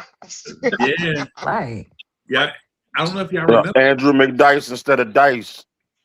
Yeah. Yo, Bro. there's That's so what I'm many saying, of them like, we could. Man, when you look yeah. at it like that, right? Yeah, Yeah, Knicks are always They were like trying a to get those series lottery of tickets. years. Hoping one of Orlando these guys Blackman. came back. That was when we was chasing names. Yeah. Right, it was all about names. Exactly. That's what I was trying to get at. Is that he was bringing names in that were big names once upon a time. And now they don't do it. They don't. It's to a point where you like, would y'all just pull the trigger on the trade? Remember that like 2 years ago? 2 years ago, we like, Dad, if we didn't know about Luka, bro, we could have traded for Luka. We had a conversation when Luka gets traded to the Lakers, and a shocker. I'm looking at my phone and I can't believe it. I'm like, somebody trolling me. Luka just Donovan Mitchell. Donovan Mitchell's in that category too. That trade was supposed to go down for like 6 months. Yeah. Like 6 And- years. In Yo, bro. hindsight, right? Are y'all not happy he didn't come? Well, I can't say whether I'm I happy don't or know. not because we don't know what would have happened if he came here. I mean, look at his So I career, can't really right? say yes or no. Because And what Donovan he's is an accomplished excellent player, you know. in the regular season. Right. And I hear you on that. No, He's not no a doubt player about it. riser. That Yeah. man had But what 18 I'm points saying is, today. when we were getting Donovan dangled in front of us, and then Reggie Bullock showed up, I think that's really what I'm talking about. Not whether or not we would have won All or right. I cared he came here. Right. It was more like that. Okay. You know what I'm saying? You know what's funny about Donovan Mitchell too? A lot of times when he was in a position to go further in the playoffs, Brunson stopped him. That's hilarious. Yeah. Listen, just think of it this way. All the things he did, let us hear. Yeah. Well, they were supposed to be teammates. They were supposed to. We got Brunson before we turned down, but I don't know. I don't have anything about. I think Don Mitchell's a great player, but you need more.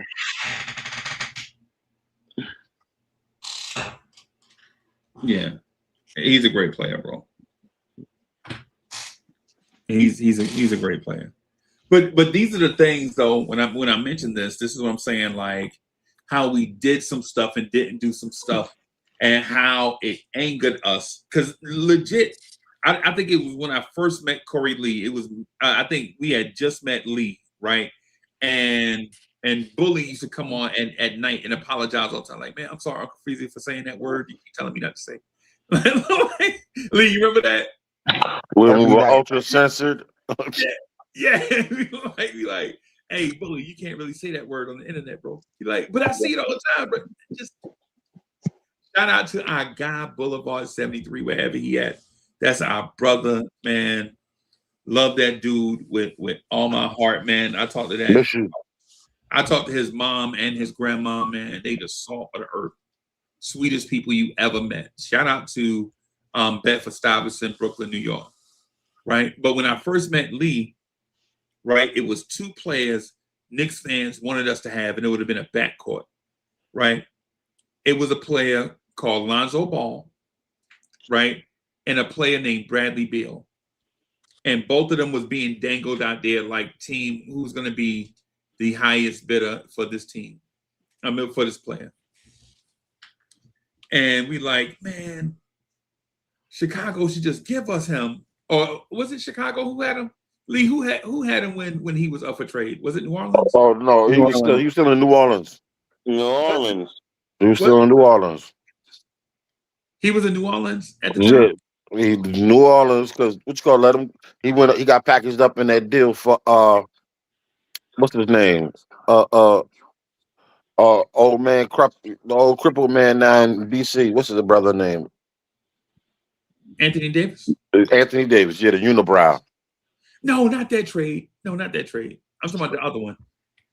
You talking about how he got to New Orleans? Yeah, that's how he got to New Orleans.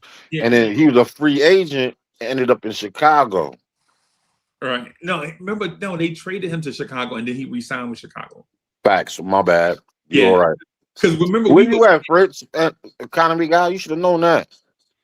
Oh, my mind is off right now. My mind is off. But what I'm saying, but the point that I was making, and not saying that I'm right, but the point that I'm making is we wanted a backcourt of Lonzo Ball and Bradley Beal so bad, right? What if the Knicks would have gave us that backcourt? Where would we be I at? never wanted them to. Honestly, I did. We'll still be fighting for first place in the lottery. In the lottery, right? You know how it's weird how you want a thing and then after you don't get it, you used to be mad for all them years, and then you look back on it and be like, man, I'm glad they ain't gave me what I want because Lonzo ain't in the league no more, and Bradley Beal looks like Landry Shamet right now, right? Like legit. Not even. He ain't even a starter no more, bro. He's a shell of himself. Yeah. Where would this franchise be if they would have gave us what we want? Right? Anybody remember Hoodie Cav? Of course. Oh, come on, man. Kevin Knox? Yeah. Remember the Knox at Night podcast? Oh my God. Every night. Hoodie Cav wanted Cat so bad. Yep. And the funny thing is after Hoodie Cav disappeared for a little bit, like right after that, the Knicks trade for Cat. So he couldn't even enjoy it. Yo, the Hoodie Cav, man. Yeah, man. It's great, bro. It's so Tory B, basically I'm in that place. Like I wanted some stuff, and then the more I think about it, I'm like, thank goodness I didn't get the stuff that I wanted. No, think about the buyer's remorse. Just the buyer's remorse. Thank God for Dolan having enough sense to hire Leon Rose to save us from ourselves. Because I'll tell you right now, if it was up to Perry, ain't no telling what we would have got our hands on. Real talk. If it was up to Perry, we would have got Beal. Yeah. Hey, Lee, I ever told you about the time Scott Perry looked me in the eyeballs and turned his head and kept walking? Yep, sir. Yep, sir. Yo, and so nobody on the panel. So how many light skinned people? It's just me and Fritz, right? So and me. I'm light skinned. People up here too. I'm not light skinned, but all right. Hey, I'm light skinned. Yo, you light skinned? You live in Queens? No. But anyway, go ahead. Head to the man, bro. Hand to the man. I was like, I saw Allen Houston It was me and Jay Boogie and Rob the Knick. We saw the Knicks front office, right? And I was like, hey, it's H2O. H2O turned around. And he pointed at us, hey, y'all, what's good? Y'all down here today? Yeah, yo, blah, blah, blah, blah. Scott Perry looked me dead in my pupils and turned his head. Like Janet Jackson did. Like Janet Jackson did you? No, Janet Jackson patted me on the chest. She was like, good try, big boy. Like, that's what Janet did. Like, Scott Perry was like, he hated my guts. And I was like, what did I do to? Yo, they laughed at me like all night. It's like, yeah, Scott Perry and Uncle Freezy got beef. I ain't got no beef with Scott Perry. Yeah, I was like, you know what I'm saying? What's the deal? But then on that night, I learned not to trust light-skinned people, bro. Fritz, that was the night. Now I know Fritz is light, like he, whatever. But that was the night I stopped trusting light-skinned people, bro. Guys, like, you can't let a light-skinned person be in charge of nothing. You know what I'm saying? They show they. See, here we go with the colorism, but it's all good. He did it to me. He did that to me. That's because you got freckles, bro. Oh. Okay. All right. That's what it was. I thought it was beige rage, bro. I ain't know. Nah, man, he got that orange hair too. Come on now, dog. Yeah, he's Simba. I forgot. Yeah, you call him Rusty back in the day. Yeah, Rusty.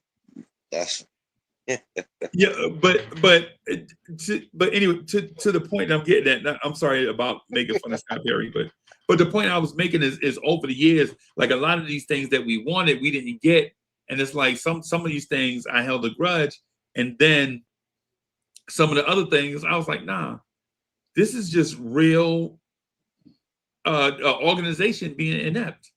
Like I wanted them to re-sign Xavier McDaniel. Y'all remember Xavier McDaniel? of Yes, course, yes. me too. Yes. That's another one. See, That's a heartbreaker. Yeah, The X-Men, of course.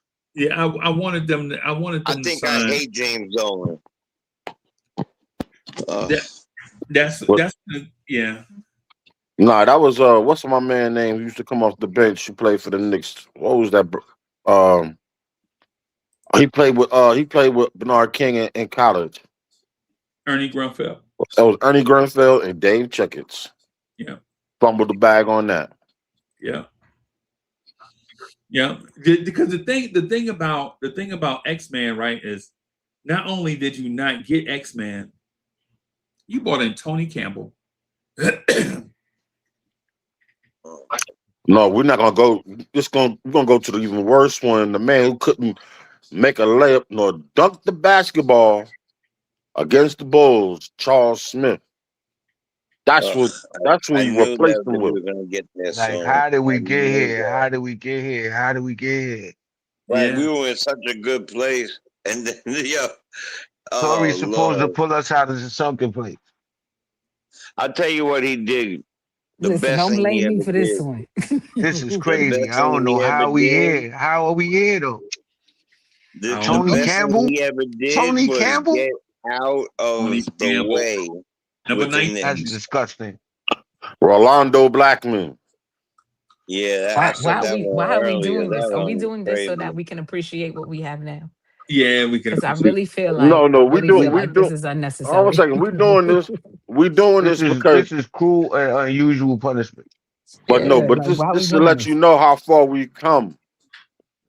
We ain't got to go back that far. Yeah. We venting. We're venting over it. We're venting. That's all.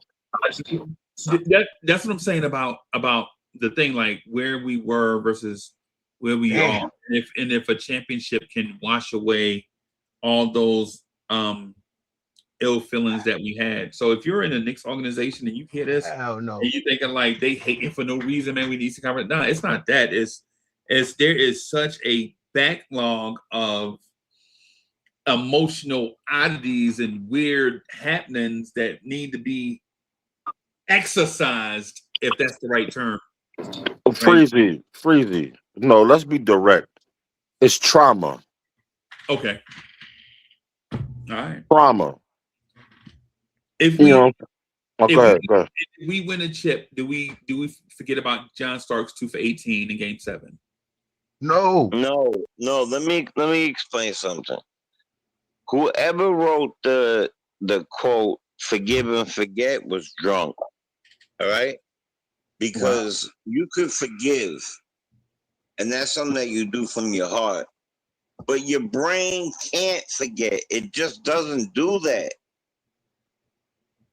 So I know the quote really means forgive and we'll put this bygones be bygones. But what we're talking about is forgiving a guy who was every year meddling with the Knicks. He couldn't help himself but be involved one way or another in trades and telling the front office what to do and getting people over here he wanted. So look, yes, I'll forgive him for it. But we can't ever forget that because brains don't operate that way. I won't forget any of that stuff. But the moment we win this stuff, man, listen, thank you, James Dolan, for putting out the money for all these people to come out here and do that. And I'm okay with it.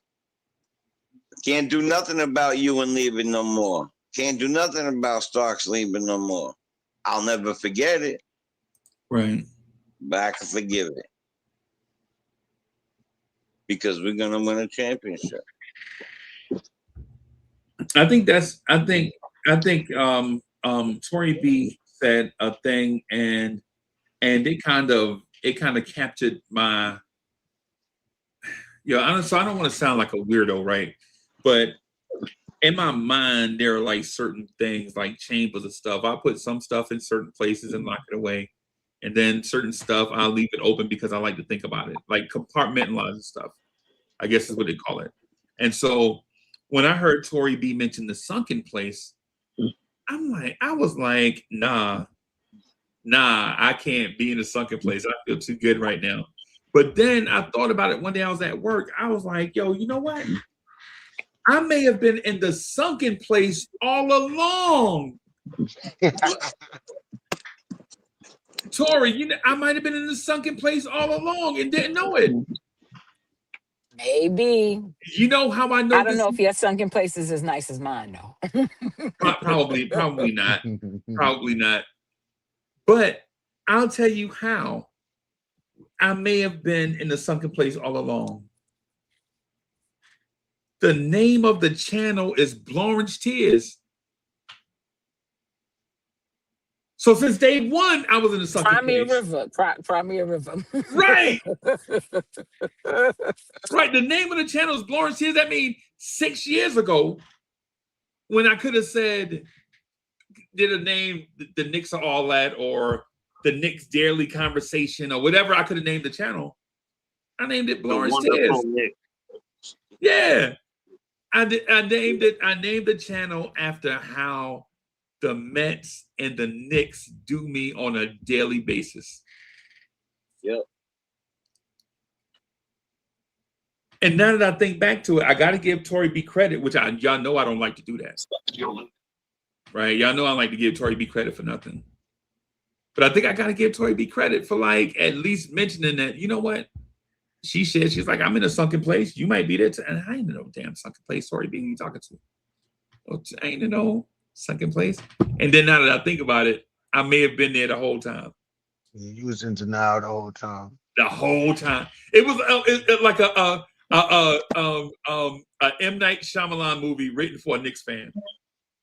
Like I've been there the whole time and didn't know it. At the end, wow, the plot come out, right? Yo, this is crazy, Billy. bro. Every Knicks fan been in the sunken place. I'm telling you. Right, Every right. Knicks fan. And Corey said it best. It's trauma, bro. Every the times that we couldn't go beat Jordan and beating the players, and there's a lot of us are that way. Man. A lot of And up 3-2 to lose. Yep. Yeah. The worst sunken place was last year Yeah. 24 for me was the worst. when we went down 0-2 at home. Oh yeah. That was crazy. Oh my gosh. Yeah, man. Yeah, you That's know why what? I'm I'm not. saying Well, we we don't just sucked gotta the air we out the don't gotta room. go that Let's far back. We don't gotta let's go just that far back. Let's stay just where suck we you at. sucking the air out the room, bro. I don't want to be in this place Yeah, with y'all. man. I'm Let's about to stay where log we off. at. I'm about to go too. Like I'm trying to I'm not escape. doing this with y'all. I'm Well, happy and I want to I'm stay happy. We I don't want gotta to we be here gotta with stay y'all. where we at. We gotta stay where we me, at. Yeah, we But me gotta tell do me, Y'all that. bring it. me too. I'm about to log off. but the only, but Right. you know, All I the can think about now is Ewan being hurt and Canby being. Oh my Nope. God. You I'm know not, what? you know what I'm nah, thinking about? nah. Good night, Jalen Brunson. I'm everybody. not thinking about none of this crap with y'all. If y'all don't get off this Yep. Debbie down the ass stuff, stop it. Stop Nah, it now. I'm telling you, I'm No, trying to get to the Freezy, it's your horizon. fault. You I'm bringing trying to this get to the tragic horizon. stuff up. What? I'm trying You to get what? to Hey, the horizon. hey, Tori Listen, B, we I don't got know we where you trying to get to, sir, but we gonna get right back to winning basketball. I don't want to hear no more of this That's more sunken important, place. right? Thank you. Yeah, Thank you. winning Thank you. basketball. Please. Yeah, killing the vibe. I was Yeah, happy as man. hell 15 minutes ago. Y'all Like what? killing me. Like what just happened? Like legit. What just happened? Y'all But being Nick fans, Joe. Stop it. You took us to like 1992. bro, I'm trying Ha- to say I might forgive Dolan. This is the thing that I'm trying to get to. Yo, All right, just so let it let's just go. forgive Dolan and Let it move on go. from this. Oh, okay. you So know, you know, you know, you know when he'll let it go? When Charles Oakley walks into that arena. I was thinking of that too, Lee. Damn. Nah, I'm not. I'm not holding my breath for Oakley. I'm sorry. Me neither. I'm not either. hey, he, And I he don't really not. care if he come back. They grown, stubborn, rich men. They be all right. they'll be all right. They'll be fine. Fritz, one quick thing though, I want to ask you just in case we run out of time. Mhm. What's the word on Giannis, bro? Oh no. What I think? I think Milwaukee. I think Milwaukee want to get rid of him as soon as possible before he opens his mouth. Here we Before go with he the op- clickbait. before he open his mouth, I think they want to see who's desperate enough to pay whatever. Right. Because we know how our GM operate. He set a price. He said I ain't going above this price. And like Cleveland, I'm sorry, like Utah figured out on Donovan Mitchell, this is our price. We ain't going no higher than it. I think the Knicks did that. And before he opened his mouth, they want to get this thing off their hands. Right. I wanna ask I don't you. think the Knicks is in the mix right now. No, I think they set their price and they ain't gonna go above their price. They gonna I think they revisit. may have pulled whatever their price was from the table. Yeah. Yeah, they might have. Not yet. I Not think yet. they have. I don't think No. that Giannis. Let me. I don't see the fixation. If Giannis is as good as y'all all keep saying he is, why his team wasn't at least a playing team? One guy It's ain't gonna not do like it. he don't got Fritz. It ain't one guy. It ain't like they don't have other talent down there with them. So don't say it's one guy can't do it. He has a pretty decent team around him down there. How come he couldn't get those guys and himself into at least a playoff team? I mean, One, he kind Out of of A been front everything, dragging them. He kind of been Mismanagement of dragging the them every front year. office. I'm not. Mismanagement, Y'all could run off with this fool's goal all y'all want. no, but I money, mean, it's and mismanagement. Period. money don't play basketball. Corey, I'm they talking about the No. team that they they made have a there lot of right mistakes. They made now. a lot of mistakes. What's the dude name from Indiana? No, his name Darius. It's something Miles. What's his name? Oh, Miles Turner. Yeah. Miles Turner. He had Miles Turner down there. What's the guards that was busting our ass when they came to the Garden? They have a Rollins, decent starting five. It's not like Ryan they Rollins. super trash. Why he wasn't available? Because he wasn't for real hurt. He was throwing temper tantrums and not playing basketball. They trying to And if shop he him. They and trying to shop him, sis. he wanted to be shocked. No, he They he he he know where he y'all wanted to go. I don't want I don't want that toxicity around my team. Yeah. Oh no. Like I'm at good this on him. point, Giannis I'm is good on Giannis. expensive. Giannis I'm is good on Giannis. expensive, and he's expensive. He want to be the number one guy. Like Brunson kind of lead the team. This dude want to be the number one guy. Like, open up your wallet. I don't care. I don't care. As long as I get my big piece of chicken, I don't care what everybody else get. Like, that's his. He really gonna come in here and try to take over. That's the big difference between Brunson. Brunson is like, hey, I'll take a little less for my guys. Yep, He ain't gonna do I that. could agree with that. He ain't gonna You do heard that. what Miles Turner was saying about him, right, Fritz? Yep. He never come nowhere on time, late to everything. Know they team plane leaving at 4. He there at 6:30. No, thank you. No, thank you. And No, that's why they he'll end need up in Miami. no, thank you. We don't need that. Yeah. We We don't don't need need that. him. The Knicks do not need Giannis. Yeah. We need somebody to buy in, and We don't that's need that like man. our current Knicks. They all bought in. Yeah, right Like, now we don't need nobody. yeah, Josh Hart. Josh Hart had that great year, and the next year he needed to get paid. Josh Hart waited a few months, and then he helped them with the contract. All these players did a little something to help the team out. Yeah, Josh Hart, yeah, waited a year so we can sign Dante. Remember we signed Dante? Yeah, but Yeah. that's not Giannis's. That's not how Giannis operates. Giannis operates for himself first. Selfish. And you got to have a spot for his brother too. Yeah, Both of them. He The definitely whole ain't coming here. family. Yeah. Ain't no way. yeah. Oh no, I think if he come to New York, I think New York ain't gonna overpay for him. They ain't gonna bend over backwards like these other teams. Miami was like, take anything you want. No, Knicks ain't doing that. Yeah. Because the thing about Giannis getting his, when you get him, then you got to extend him also, right? Yeah, and he wants every cent. Yeah. That's like $70 million a year. Yeah. No, thank you. We're good. No, thank you. Yeah, I pass How on you that. gonna how you gonna come to the house, brand new to the house, and want what 75% of the pizza? No, thank you. Oh, he want his own. He gonna have his own box. Lee, you been looking in my window?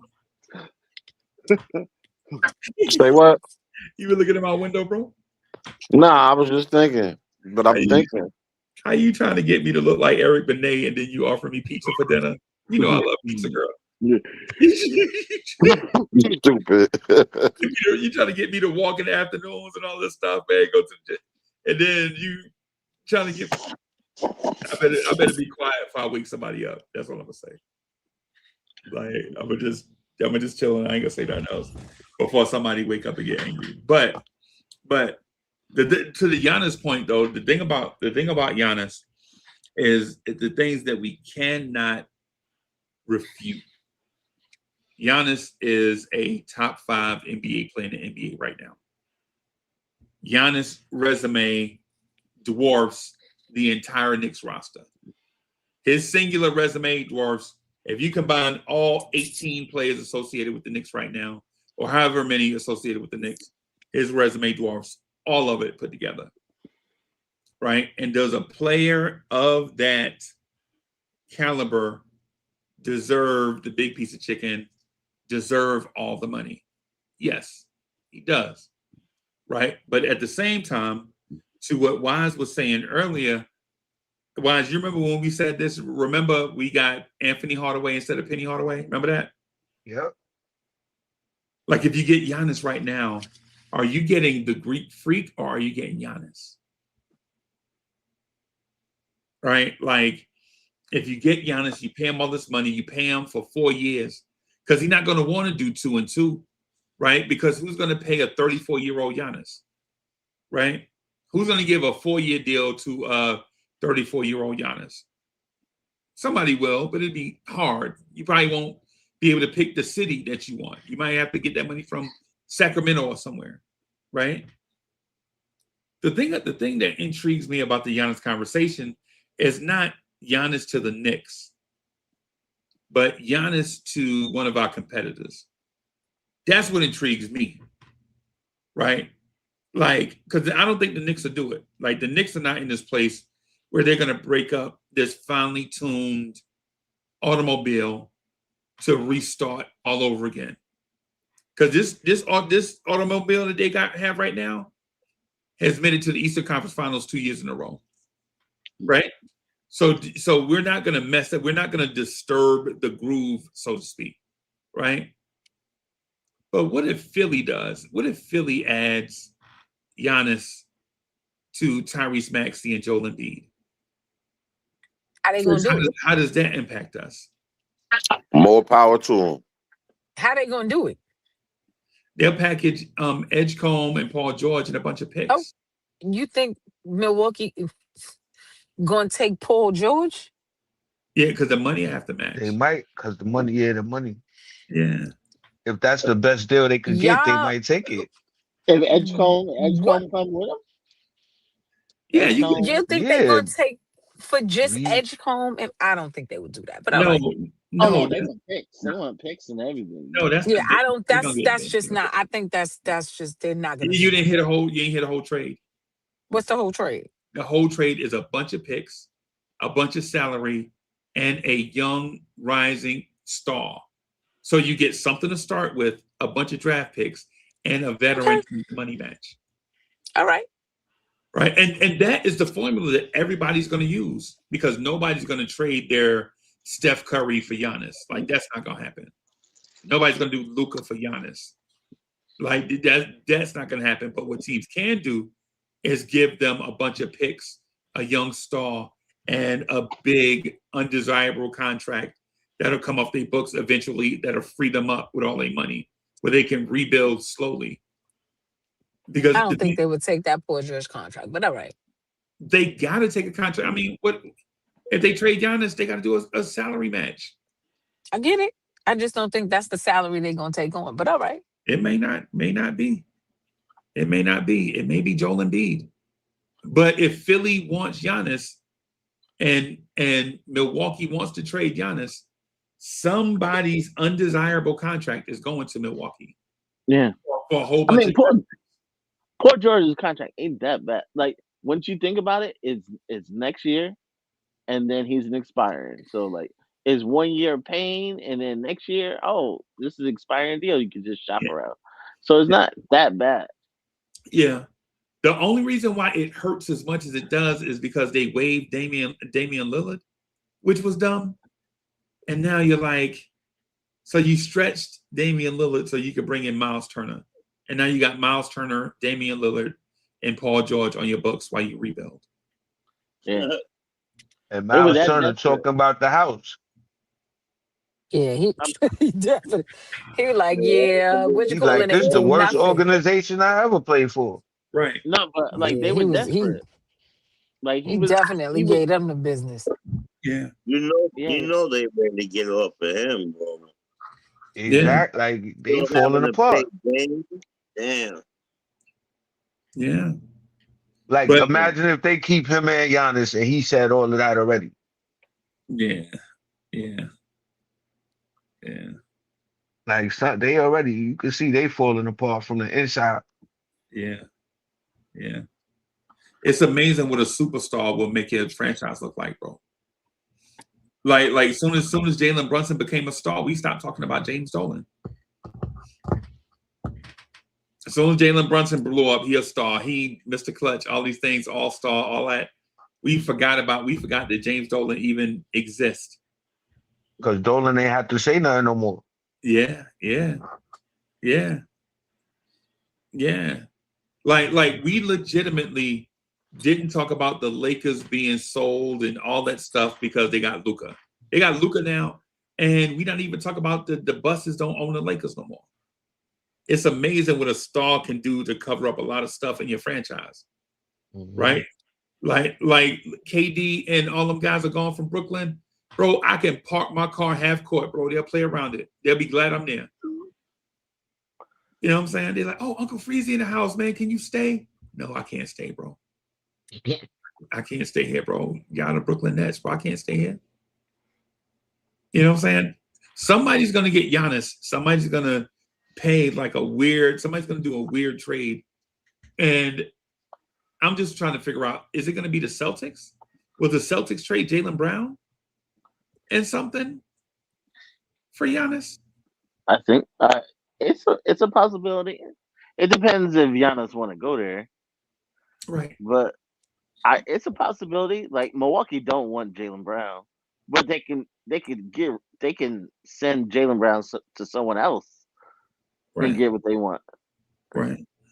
They can send Jaylen Brown to the Clippers and get what they want, or send Jaylen Brown to Atlanta. Houston, Atlanta. Yeah. So it's not That like would they be want scary. Jaylen Brown. Yeah. Big old wings and Giannis up front. Man, oh man. That'd be a scary. That'd be a scary Who could team. they send for Giannis in the win? I don't know who they gonna trade. I'm just saying, him there with the team they got, man. Yeah, Yeah. that would be crazy. That's the thing. The thing I'm concerned with is because I know the Knicks not going to trade for Giannis. I'm confident. I'm about 93% sure the Knicks are not going to trade for Giannis, right? Especially if this thought is not now. If something weird happens, like next round we get swept by Detroit, then I'm like, oh boy, yeah, we need Giannis. But we know that there's a 100% chance that's not happening. There's a 3% chance that we might even lose 2 games to whoever advanced. That's how confident I am in the Knicks, right? I don't see nothing short of the Knicks and such in the NBA Finals. In my mind, nobody can beat us right now. I'm that confident, and this is the basketball me talking, and not the fan me talking, right? I don't see a team over there or over here that could beat the Knicks, right? But in the case something happens, Fritz, I think you might have to put Giannis on the board. I don't think it'll happen. But my fear is a team with a weird off the radar team like the Washington Wizards are trade for Giannis. A rental type. Yeah, they'll trade for Giannis and put together just like one of those weird big 3 of odd pieces together. You know how teams back in the day, people used to put together them big 3s and it'd be like odd mixes. Like remember how Brooklyn put Kyrie and James Harden in the backcourt together, knowing both What of did them that do? because they were so thirsty to get a big 3. That's the thing. And I'm just saying, like, I'm curious as to why is that a fear of yours? Because they'll be good. Okay, what's wrong with that? There's going to be a lot of good teams in the East next year. All right. What's wrong with teams being good? I don't. That's not a fear of mine that teams are good. Like I don't know. I'm not sure I understand why that bothers you. Right, because that's my bother. It No, bothers me. I understand. I'm just trying to understand. I get it. It doesn't bother me. It bothers you. I'm trying to understand why it bothers you. I don't know. A healthy Giannis. I just think that the more crowded the field is, the more likely it is that we can be beaten. That's my ultimate fear. That the more good teams that are out there, the more likely we can lose. And I'm not My mind saying is always we got to focus on ourselves first.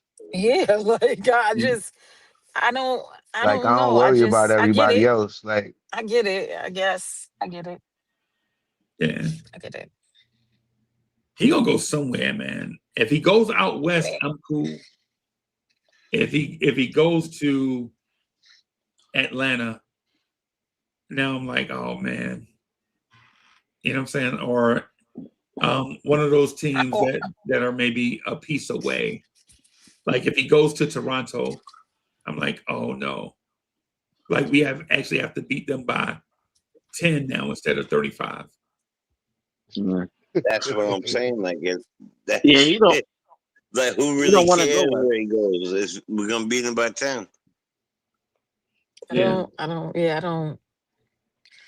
And I'm not overly confident about this group, but this is a really good team. This is a really good group. Really good team. Like I agree. I just Yeah. whatever people do next year, I don't care about because that's next year. Right. I Let's don't win care. this year. I don't care nothing about next year. Yeah. I'm I'm so with you, focused Tori. on what's going on right now. I don't care nothing about next year. I don't care. But that's the thing about having so many days off in between games. Like No, I have a lot of games up. I promise you, I've thought about nothing about next season. Nothing. I thought about how many times I could beat the teams and how many different ways I could beat the teams that are still left. I didn't think nothing about next season. Because the idle mind is the devil's paradise. Promise you. I'm like, man, how many points we could beat Cleveland by? How many points we could beat Detroit by? In game 2, I think we're gonna win by 148 points. Exactly, Tori. I We're start not counting how thinking many about next points season. I promise altogether. you. When I saw Giannis' name in the title, I was mad. Like, why are we talking about him? Right, like we got Giannis up here. Like, but that's the but, you know. You know, if that's the I'm not obsessed with Giannis. I'll be honest with you. Here's my secret obsession. I'll share this with y'all. And I'm not even embarrassed. My secret obsession is the back end of the Knicks bench. Right? Like I'm obsessed with the kid 51 that keep putting up all the bricks, but he's super confident. You can't tell him he's not a shooter. Diawara. It's like who the hell's 51? Yeah, right. Okay. Like Diawara, you can't tell Diawara that he's not Kevin Durant on offense. Right? And you see him miss time after time after time. And you're like, yo, at some point, this kid's confidence is gonna like waver a little bit. Wrong. He just need to be in rhythm. Yeah, he gonna get he right in rhythm. That's all. That's why he putting up so many bricks. He ain't getting no playing time. Yeah. I don't worry about Mo. Mo got a bright future at him. Well, yeah, that's the thing. I'm not saying that he's a bad player. What I'm saying is I'm obsessed with his development. Like watching this thing, you know, the baby steps, right? Well, if we keep blowing people out, right, we can see a lot more of them. It's the same thing with I'm obsessed with Pakem Dadier. I know. Right? That's what I thought you was talking about at first. No, I love some Pakem Dadier, but I ain't gonna lie. But at the same time, it's to me, you know what I'm saying, my secret obsession is watching the veterans do this championship level basketball every night, right? And then the back end of the bench develop. And so eventually we're going to see this thing come together where guys are going to get offered a little bit more money to go other places. And then you're going to see those guys step into roles. Like this summer, somebody's going to offer Jordan Clarkson $500,000 more than what the Knicks can offer. And if he's got to be, you got to take that into account. I'm going to pay less taxes and I'm going to get more money. Do I stay with the Knicks or do I put the show on the road? Right? He said he might come back. He said he loves the city. Yeah. What you got to think about with a guy like that, he's into the New York scene. Yeah. Right. He does other things like he's immersed in the New York scene. He loves it here. Other places. Yeah. Yeah, and I'm not saying him in particular. I was just using him for example. I get it. But to what y'all saying, y'all are absolutely right. I think he loves being here. I think Shamit loves being here. But if somebody comes to Shamit and say, "Hey, listen, they offering you 4, we're gonna offer you 6 to be our 6th man. If you sham it, you gotta be like, I love New York, but I can go to some small market team. Say I can go to Memphis and pay a quarter of the taxes and make 50% more in salary. If you sham it, you like, I gotta do this. Right. And I don't mean, and I'm not saying that I want guys to go. What I'm saying is the developmental guys at the back of the bench that we're developing, watching them develop and then step into that roles that are evacuated by others that leave for one reason or another, whether it's role or money or age or injury or play style or whatever it is, to see somebody go and to watch them guys at the end of a playoff game out there showing what they got. They grinded all year to develop these things, and now they out here in the playoffs on national TV showing everybody what they got. Eventually, their day is going to come. Like, I don't obsess over Giannis. I obsess over that, right? And whether that's me being a diehard Knicks fan or maybe me being a diehard basketball fan, it may be both. You know what I'm saying? It may be both. So I'm watching these kids, man. I'm watching Huck Porty get real minutes in the playoffs when we need it. The game Mitchell Robinson was out, he actually played real backup minutes behind Cat. We actually won that game. Huck Porty actually made a difference, right? And so we watch these guys develop. That is my, my obsession, or one of my obsessions. Nick Yak says, I don't see Shamet coming back only for money reasons. Ooh. What do y'all think? Y'all think we can keep everybody together? You think we can keep Deuce and Mitch and Shamet and Clarkson and Sohan? And Nope. If Dolan willing to sign a check, I see it. No, they all gonna be back. And I don't. I think the Knicks should trade Deuce. So yeah, you can't hold somebody back. Why? Why should the Knicks trade Deuce? Because I don't think they want to hold him back. From what? Hold him back from what? From making his maximum amount of money.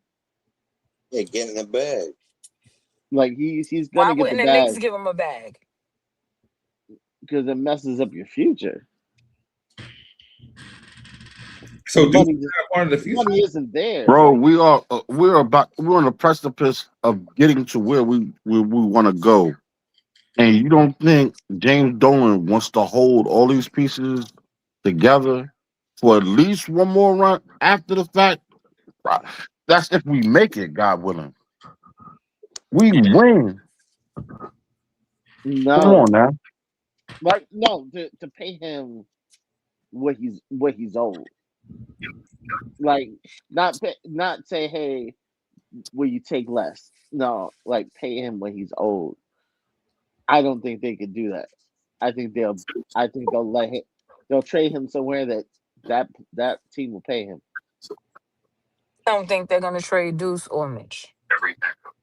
Yeah. I think they're gonna pay both of them. I think Mitch. Can I put Fritz Nah, Alcindor Deuce on is up in outta this here. thing real quick? Can I Yeah. cross-examine Fritz Alcindor, everybody? Sure. Please get him. Yeah. Tori, you mind if I cross-examine? Yeah, do you? Your Honor, permission to treat the witness as a hostile witness, Your Honor. Yes, very hostile. Very hostile. Oh, okay. So Fritz, I'm just gonna ask you this, and this is an easy question. I have to preface it, but the question is easy.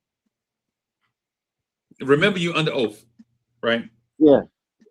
If Jalen Brunson takes a pay cut, He did. if OG, if Bridges, all look to take pay cuts to stay. If Josh Hart takes a pay cut, who is Still- Deuce McBride not to take a pay cut?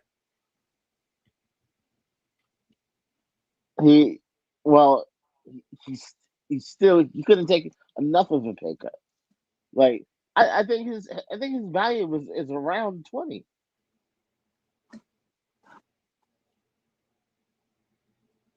I think his value is around 20, 120 million a year. Like high, like yeah, rotation, high level bench fees, $20 million a year. And there's no way with Brunson talking about he expects his extension. You're talking about Cat, who's eligible for extension, probably they're gonna wait another year or so.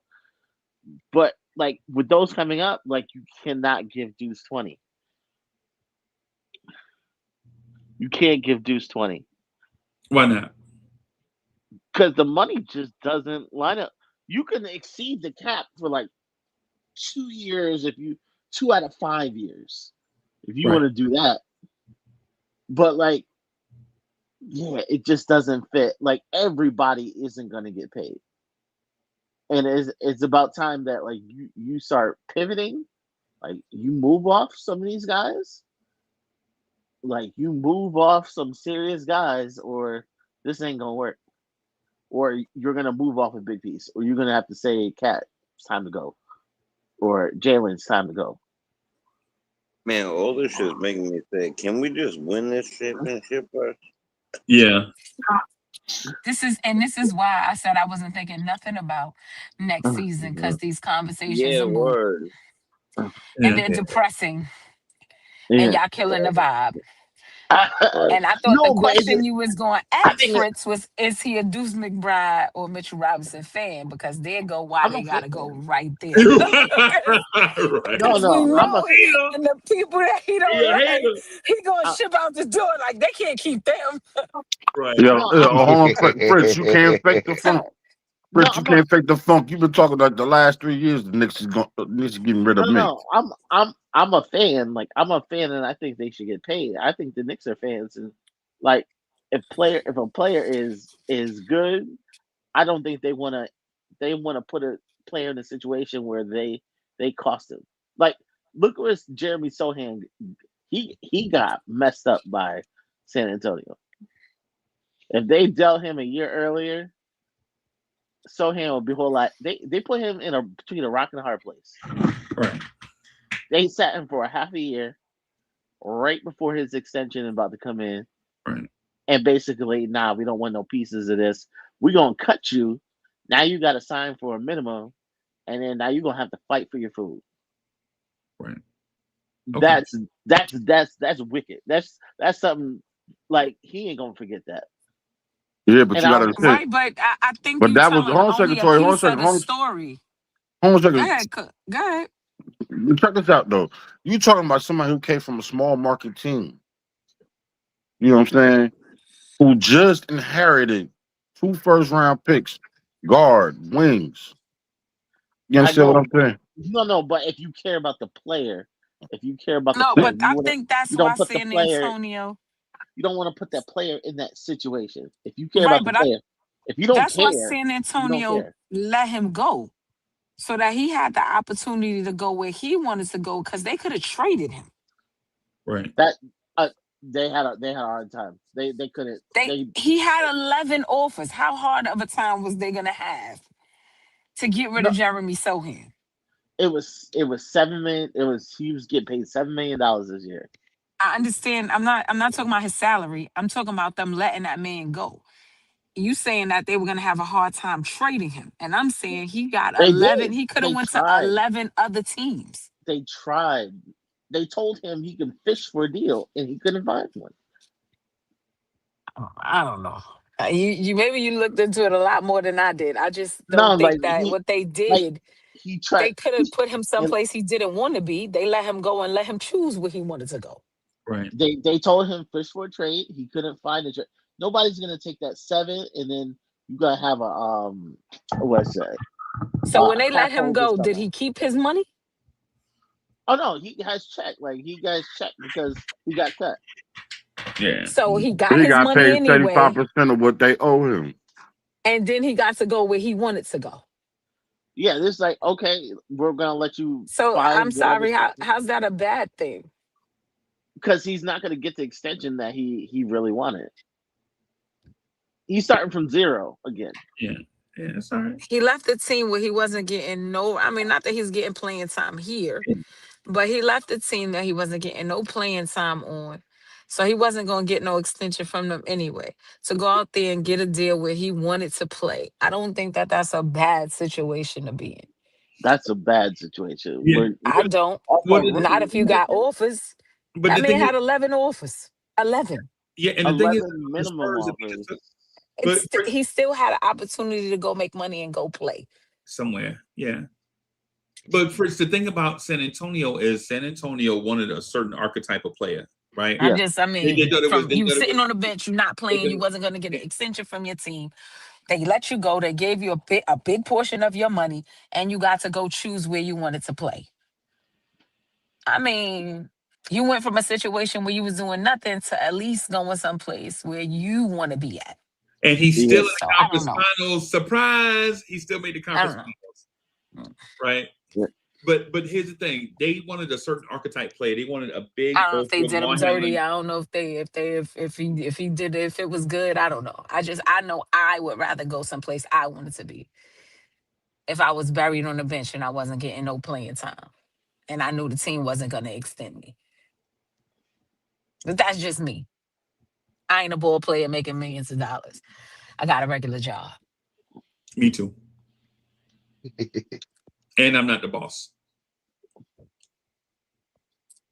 The San Antonio thing, the point I was going to make about San Antonio, they wanted a certain archetype of player. They wanted a big, athletic, ball handling guard, right? One that is the future. They something to go along with Wemby. I felt like in my mind the whole time they knew they was getting Wemby, right? They get Wemby. They wanted a big, athletic guard to go with, right? But the year before that, they drafted a kid named Steph Castle. He can do the same stuff that Sohan can do offensively, but better. Better ball handler by far. Better passer by far. Better scorer, better shooter by far. He come in and he knocks their socks off because he was tabbed to be one thing, and then he comes in and he's better, right? He's better than what they expected. But now what do you do with Sohan? Right? You had Sohan here to do this stuff, and now that you have Steph Castle, what do? Well, you're not going to split time between him and Castle. You'll see if you can make it work. First, they moved him to the bench, then out of rotation. Then he gets injured. Remember, he was injured a large portion of that time, too. So he's injured like months. And by this time, San Antonio's already rolling. Now, when you bring him back off injury, do you disrupt the apple cart, the chemistry that you built to put him back in the rotation? Nah, because it took y'all too long to get to this place that they are right now. So, too bad, so sad. He got to sit. It's not that he's a bad person or player or whatever. He just doesn't fit their plan for the immediate future. They cut him because they know he's a talented player and he could play the whole league. Know he's a player and he deserved to play. Right? So they cut him and teams line up to get him. Right? He wound up with the Knicks. He chooses the Knicks. I keep dropping in He and out. don't even tell the Knicks. He announced it on social media. I'm playing for the Knicks. Right? That's what he said on social media. He didn't tell them nothing. He just put it on social media. Josh Hart was like, I was surprised he chose us. I found out on Twitter. This is how the thing, happened, whatever, blah, blah, blah. Right? The thing with Sohan, this was more about Deuce though than Sohan. Fritz, I don't know, bro. I think somehow Leon Rose is gonna make this thing work. I think Deuce is gonna be here for the foreseeable future.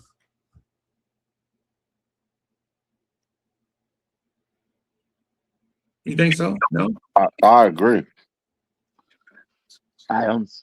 Yeah, unless a lot of things that would have to change. Things would have to change. Right. Right. Somebody got an echo in a joint. Okay. All right. All right. With that, so Fritz, you agree that Deuce is here for the long term? No. All right. Okay. All right. All right. So here's the thing.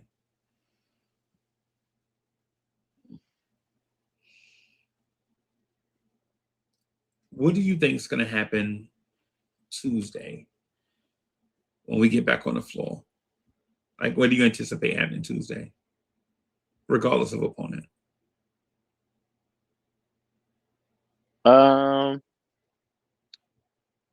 Yeah, Detroit. I feel a lot more confident with Detroit playing Detroit than I do Cleveland. Cleveland is just it's a collection of players. It don't quite all mix together, but you never know what you're gonna get sometimes with that type of team. Right. A lot of players who are used to being.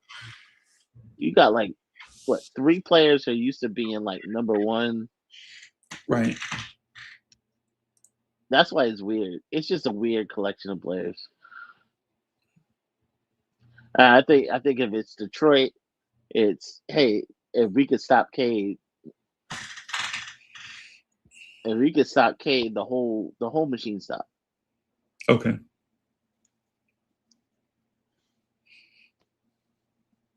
Lee, what you think? What's going to happen Tuesday, man? What do we have to look forward to?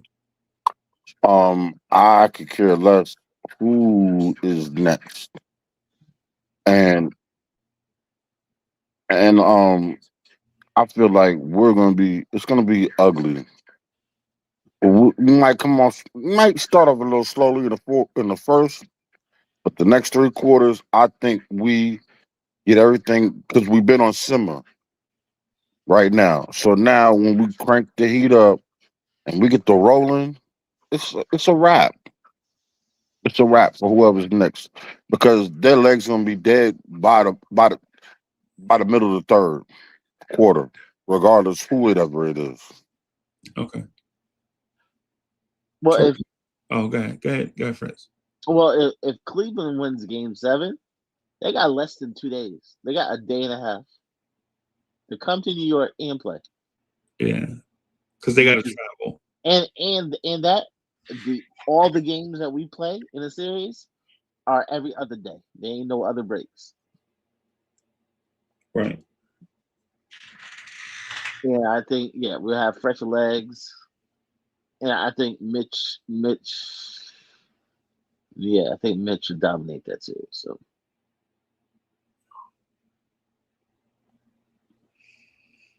Troy, what you think is gonna happen Tuesday? What do you anticipate? Belt to ass, baby. That's what I think is gonna happen on Tuesday. I don't care who we play. I think it's gonna be a straight romp through whoever it is. I agree with you. They're gonna be tired, and that's gonna be to our advantage, even if we start off slow. Right. I think my personal thing is, I think Game 1 in Madison Square Garden is gonna be crazy. Oh, It's bonkers. you think Cleveland gonna win? Yep. Okay. Yeah. You think that Magic is finally gonna wear off for Detroit? All right, because they've been catching a fire after lately. I think it's for a number of reasons, right? Like I tell myself to always look at the big picture, right? If Donovan Mitchell loses in the second round of a playoff series again, now he's not a star no more. He's just a really good player, right? If James Harden loses another playoff series, in my mind, he's Russell Westbrook now, down that Russell Westbrook path of ain't nobody paying you no more. Ain't nobody giving you no money because you're not a difference maker no more. You're just a guy, right? And so with legacies on the line, right? Like with legacies on the line of Donovan Mitchell and James Harden, if they lose, Donovan Mitchell is who's going to vote for this guy? Nobody wants it, bro. You just a scorer, right? If he loses this game, this series, bro, you Mitch Richmond. You're not special, right? Mitch Richmond. You're a Rex Chapman, bro. You score a lot of points, but what? Nothing goes along with it. I don't know. Donovan Mitchell is nice. I think he just, bro.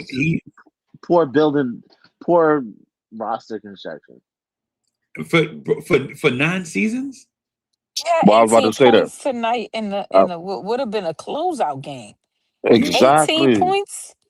He's supposed to be a superstar, bro. A No, but superstar. He wasn't even playing hard. Like he usually, usually he's putting up numbers when it ran through him and it was about him. He was putting up numbers, and the rest of the team was just in not what showing game? up. This game? No, in previous years. What I'm saying, I'm talking about today, in real time, what actually happened today in the game 6 when he could have closed out his opponent on his own house and moved on to the next round. He had 18 points and looked like a shell of himself. A shell. Oh, no, he didn't look good. He didn't look good. Right. Right. And I don't know if because both of these teams got to be burnt out at this point. This is game 6. They ain't getting no rest. They all playing heavy minutes. They tied each other. Played each other 6 times in a row. They don't want to see each other no more. Like, I don't know if it's fatigue. I don't know. But these, first of all, neither one of the teams look good. They just didn't. Right. Detroit just happened to hit a few more shots than Cleveland did, because it's not like they was out there looking good either, because they wasn't. Right. Right. But Donovan Mitchell had an opportunity tonight to win a game and put himself cease all these rumors, get them all out of there, and he didn't dig deep at all. And guess who else? He just was running up and down the court, passing the ball. Guess who else was on that team and also has legacy at stake? And James Harden. James Harden, bro. These dudes, I'm like, I was so disappointed. I expected Spider to go off. I'm like, he's gonna drop 35 today. I mean, had 18 on like 4 for 13, some crazy number shooting. Yo, and it was times during the game where you like, yo, why you not being aggressive? He wasn't at all. I'm like, wow, this is that's a leadership issue. Disheartening. That man shot 30%. I'm glad I'm not a Cleveland fan. That man shot 30% from the field in a closeout game on his floor, right? But just real quick, just for me, I just want to add another thing. A couple of other stars have diminished in his playoffs. Kevin Durant and the Houston Rockets. Yeah. All that talk, we thought Houston was going to be something. Comes out, come to find out they ain't nothing. Right? Players is a bunch of hype. Yeah, like a bunch of tall dudes. A bunch of tall dudes, right? That everybody was supposed to be scared of. A bunch of tall dudes they are. Taking turns in street clothes. Yeah, a bunch of tall dudes taking turns wearing street clothes. Yep. Right. But my thing is now when you look at Kevin Durant, do you look at him as a max player? No. He's not a max player no more. I'm not. To be fair, I didn't think about that in the beginning of the season either, though. I didn't think he was that. Right. This is what I'm saying. Like with the NBA getting these new cats coming up, the league will be cycling through.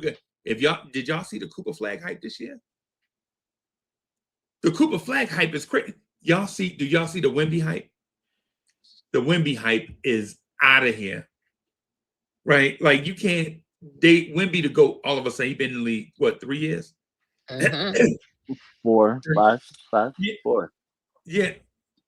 You know what I'm saying? And so if you're Harden, if you're Spider, this is like your last. This might be your last. Hurrah. Yeah, think about James Harden plays for the Cleveland Cavaliers. Cleveland. I remember when James Harden called the shots. James Harden told Philly, I'm going to Brooklyn. And they had to trade him to Brooklyn. Right? Now this dude is, James Harden is in Cleveland, Ohio. Like, it's now or never for people that want to submit their legacy in the NBA. It's now or never for Donovan Mitchell, because you've been in the league 9 years, right? You played for such and such, and every year with Donovan Mitchell is some excuse, right? It's the same thing Tori B was saying about Giannis earlier. And to be honest with you, if we're making a legitimate, flat-footed argument that judges a player, that same argument should be used for all players. If we being fair, if we keeping it in the stack, what's good for the goose is good for the gander, right? And that's why I think that Cleveland's gonna beat Detroit in Game 7, but get steamrolled by the Knicks. I think it's gonna be. I don't think the Knicks are gonna. I think the Knicks are going to beat them all 4 games by 20 points, at least. That way, James Harden can say, at least we made the Eastern Conference Finals. Donovan Mitchell can say, at least we made a step. And Detroit can be like, hey, listen, last year we was a first-round team. This year we'll be a second-round team. And then next year will be our next step. That's the way it plays out in my mind, right? Because it just seems like the natural progression of things. But who knows? But then when it comes to when we get Cleveland in this next round, listen, people are going to have to wear earmuffs in the Garden in the Eastern Conference Finals, those two games at home, because of how last year ended. Right? Legit. And my belief is that Mike Brown and his staff is coaching the best basketball that they've coached all season. And this might be the best coaching job of Mike Brown's career. Right? You can't committee, baby. Right. Like this ain't like when you have LeBron, you can say, LeBron, just go jump over everybody and dunk. Like, you don't have those kind of pieces. You don't have a Steph Curry where you be like, Steph, just knock down 14 threes and we good. We'll get out of here. You don't have that kind of team. You got a team of guys, but they play for each other. That's a difference. Jalen Brunson is not jumping over the top of nobody, and Cat is not blazing fast and all that. But this is a team that's bought in together. And Mike Brown is coaching the hell out the ass. Every button he pressed since April has been the right button. And watching Kenny Atkinson against Detroit, there were times where I felt like the series should have been over, but Cleveland was too soft. When Detroit couldn't throw a beach ball in the ocean, and then Cleveland couldn't score either. Like, what is it? This is a turtle race. This is 2 turtles racing each other to the finish line. We're gonna be here all night, right? That same Cleveland team against the Knicks, who, in my opinion, have a better defense than Detroit. There's no way I can see them executing that stupid play they kept running over and over against Detroit. Troy, you saw it where they screen and then they throw the ball all the way over to the other side of the floor to try to get a wide open 3. Man, you do that again. You do that against the Knicks. OG Duncan all night. Because that's going to be cookies. Because the Knicks be in them passing lanes. Right. Like, how you just gonna wait a minute? You just gonna spread OG, everybody McCall, Josh, Alvarado, whoever in there, they just be all in them lanes. Like, gimme, see you later. Right. And then when they needed a bucket, they just ISO'd Harden and then ISO'd Spider. And they was bricking I said, oh my God. Like, well, Donovan Mitchell drove into the lane and did some kind of scoop shot that was so high. I said, who he think he trying to score over? Right. Who is in? I mean, I know Wembenyama might have crushed your shot, but he ain't playing. What are you Right. He doing? not out here. You know, He not out here. he put such a high arc on. I was like, what is he doing? Yeah. Yeah. Yeah. I don't Those see. dudes are not playoff risers. It's wild. And you know what? That's an excellent way to put it. And here's the thing, Tori. I'm gonna name some names of some guys that played for Detroit last night, right? I'm gonna say last night, even though I know it was tonight or whatever. Dennis Jenkins played tonight, right? That's Jay the Trojan boy. He from St. John's, Yeah, right? yeah, he from St. John's. Yeah, The 2A, he's a 2A. yeah. Marcus Sasser played tonight. Karis LeVert played tonight. Paul Reed played tonight. Duncan Robinson came off the bench tonight, played 20 minutes. Tobias Harris, we know him. We know Asar Thompson. We know Cade, right? But they played some dudes tonight, and legitimate. I wouldn't be able to point them dudes out. Them dudes could stand in the middle of the mall, and I wouldn't recognize them, right? And Cleveland lost to that, right? And I say that knowing that Cleveland's going to beat them in Game 7. But if they struggle with that, what's going to happen when Karl-Anthony Towns is at the top of the key, and we got cutters cutting to the rim, and y'all trying to protect the rim, but y'all left Mikal Bridges open for the wide open 12-footer, or y'all sagged in to take away the drives and all that stuff, and OG Anunoby is wide open in the opposite side corner for 3, right?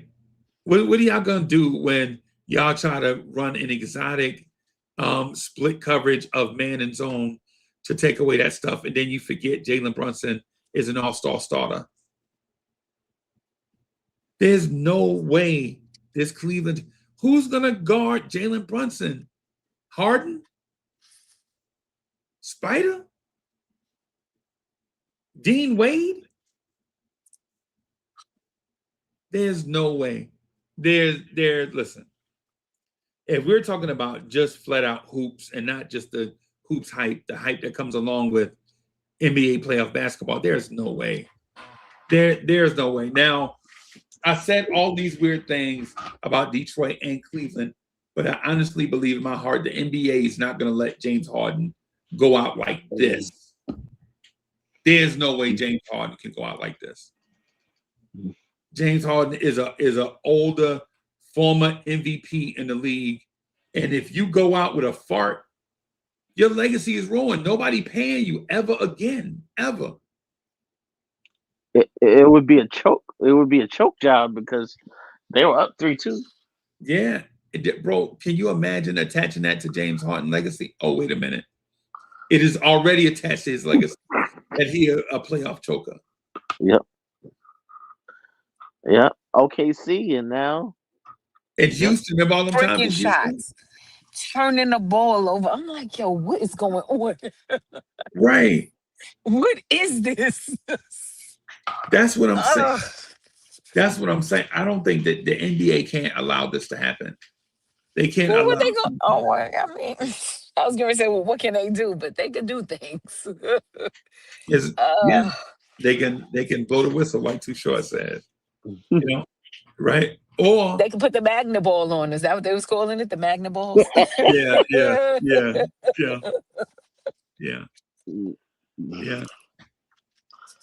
So I guess ultimately what I'm saying is in a league that's starving for stars, right? Like legit, I have a 4-year-old cousin, right? He don't know nothing about no basketball, no nothing. But I can't even tell him about the stars in the NBA. Like there is no, and I'm not gonna jump way off and talk about a different topic. I'm just saying how it's relevant to what we're talking about. Like there is no run, jump, athletic winner in the league like a Dr. J or a Michael Jordan.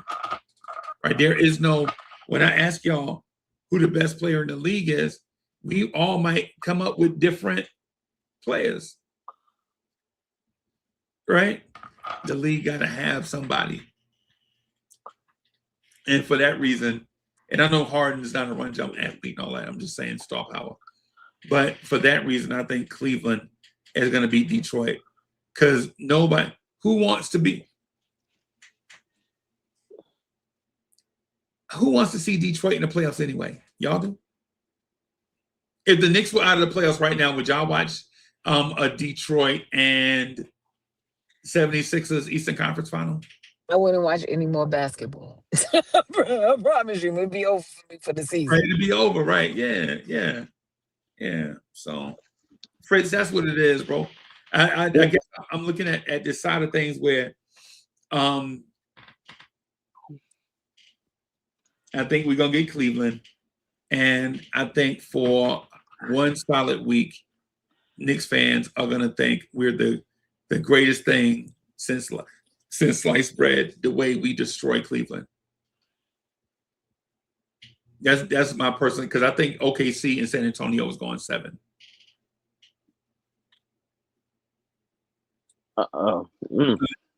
Lee, you disagree with me again?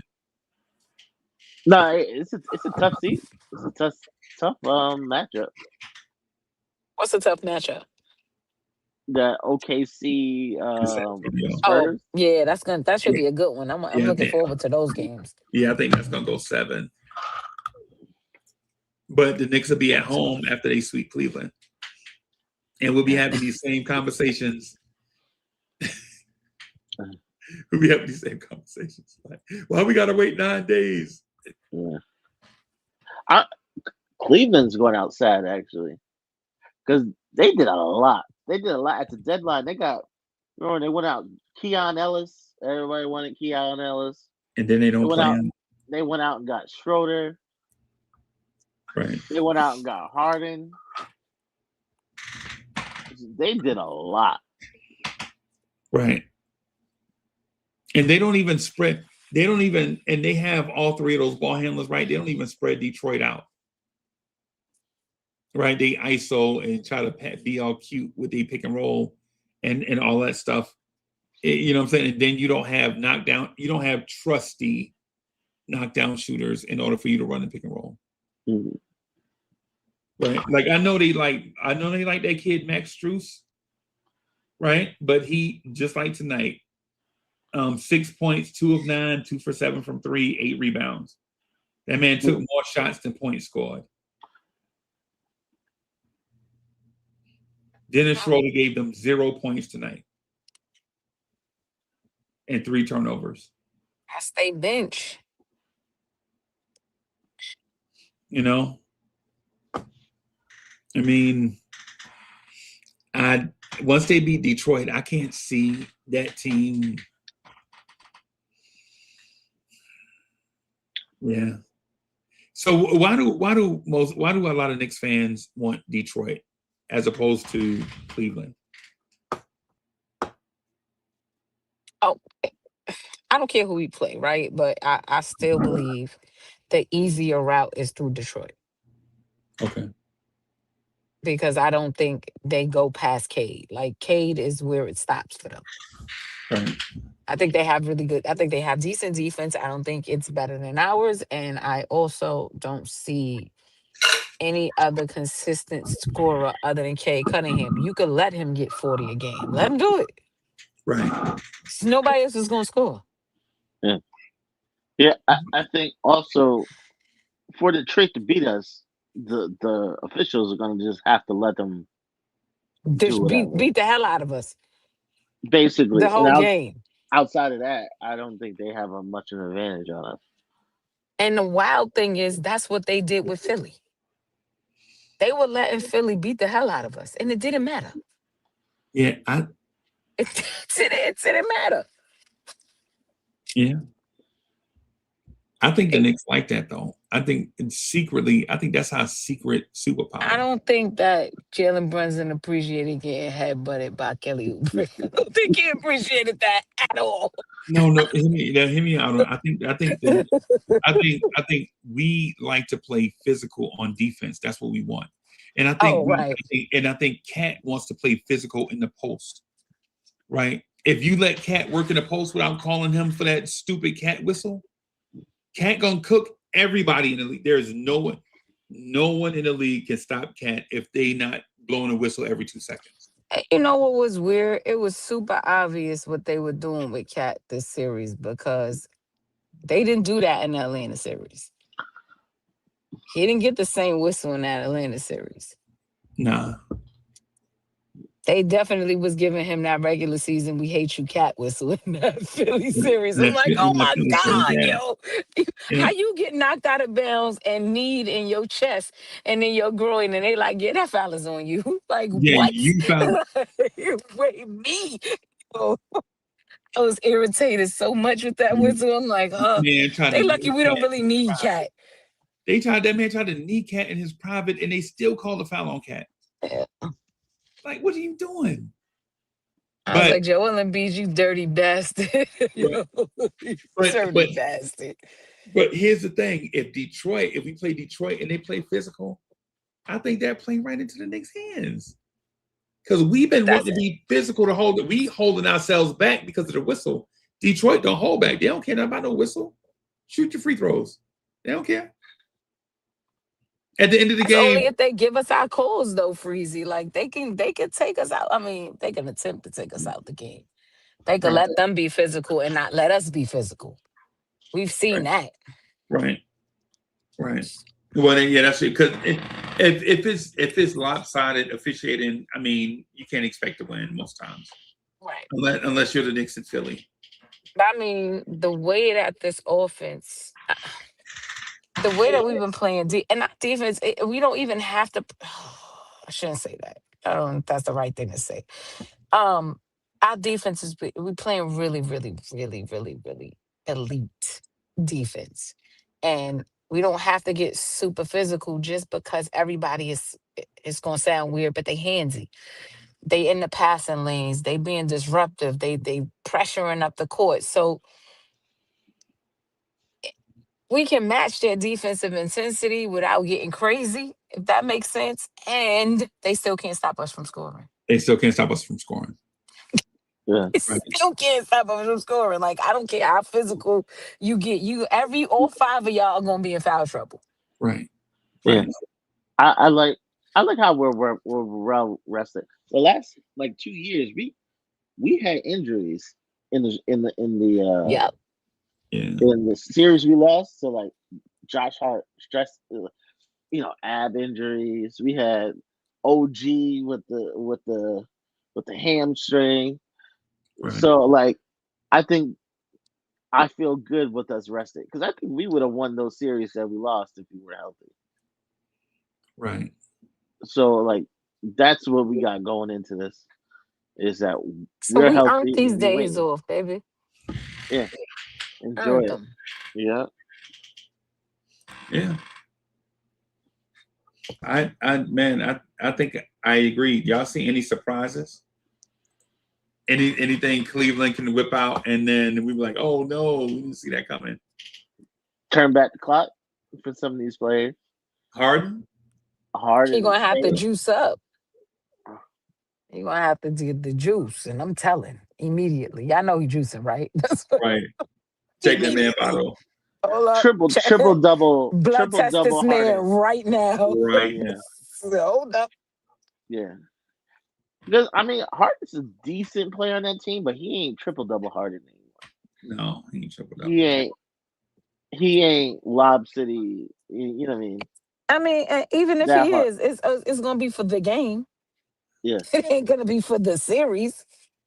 Yeah. Yeah. No, I think I'm with you on that. I think he does have the potential to turn back the clock, and I think he does have the potential to go off. But I think the days of Harden carrying a team are over. I just can't see it. Maybe y'all. I don't see it, and I'm not saying that I'm right. I'm just saying I just can't see it.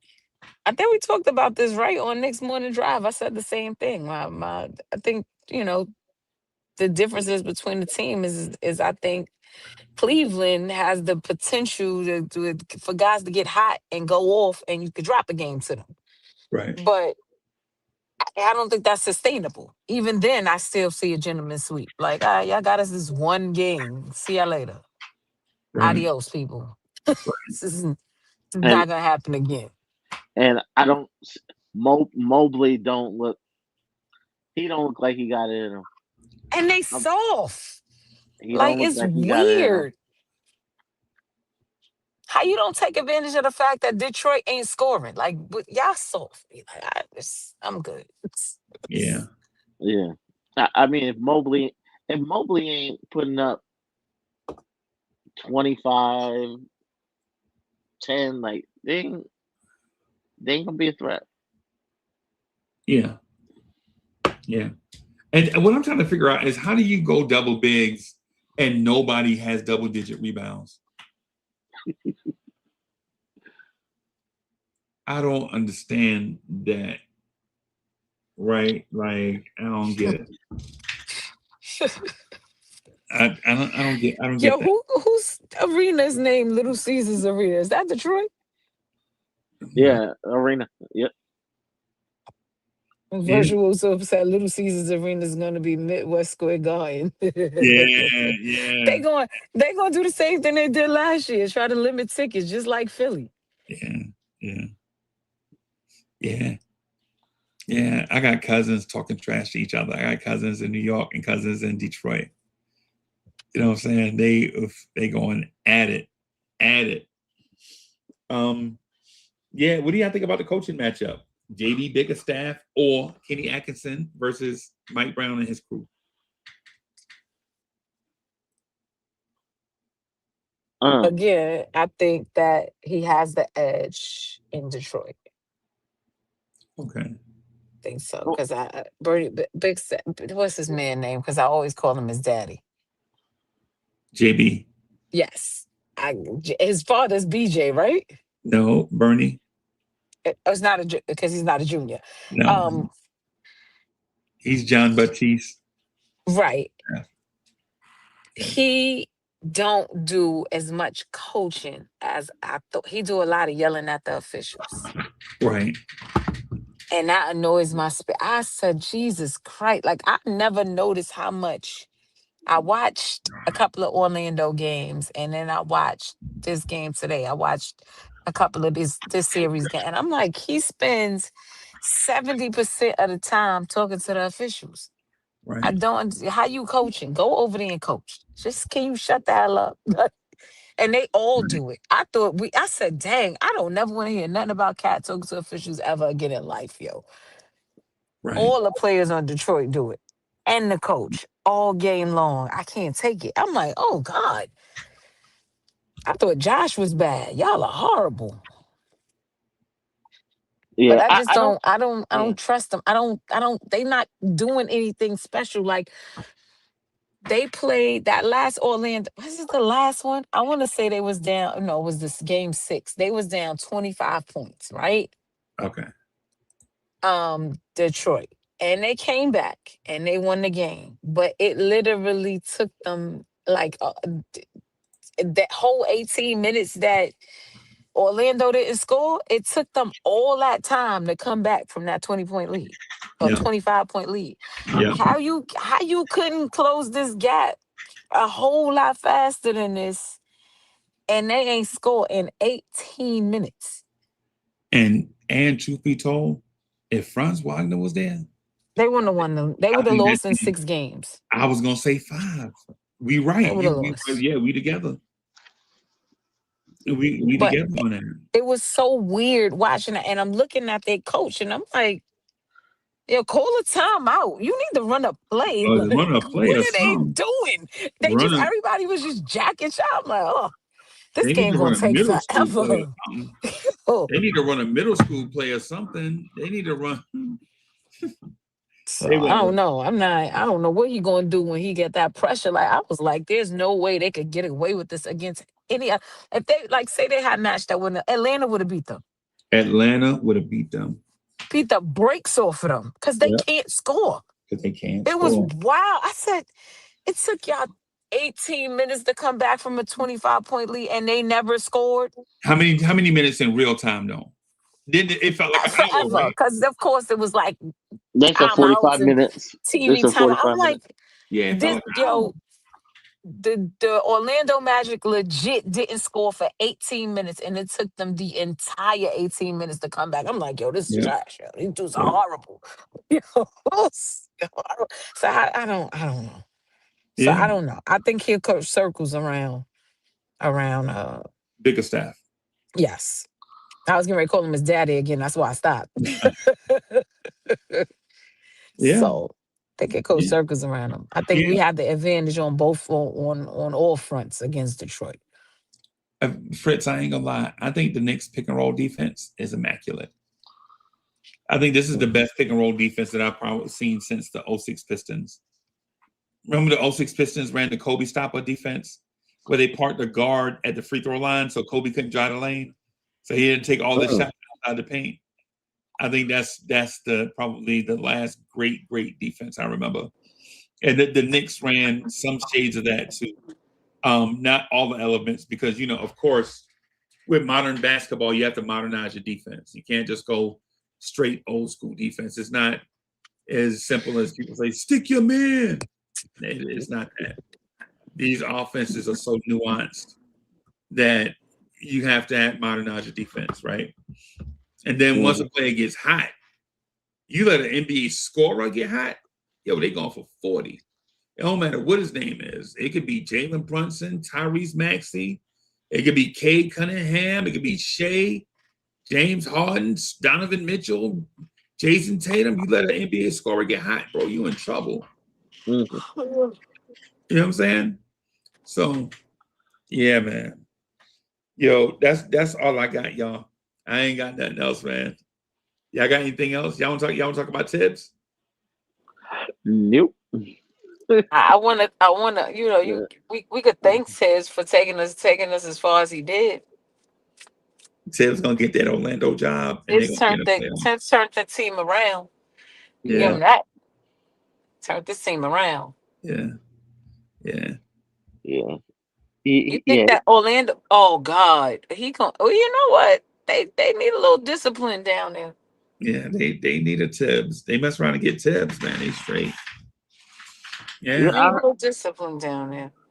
Our Trailblazers try to interview him. Them and their cheap selves. I don't know what's going on over there. yeah. They own a crazy. Yo, how you not gonna bring the coach back? And he literally like ran the table when Billups went out. Salary.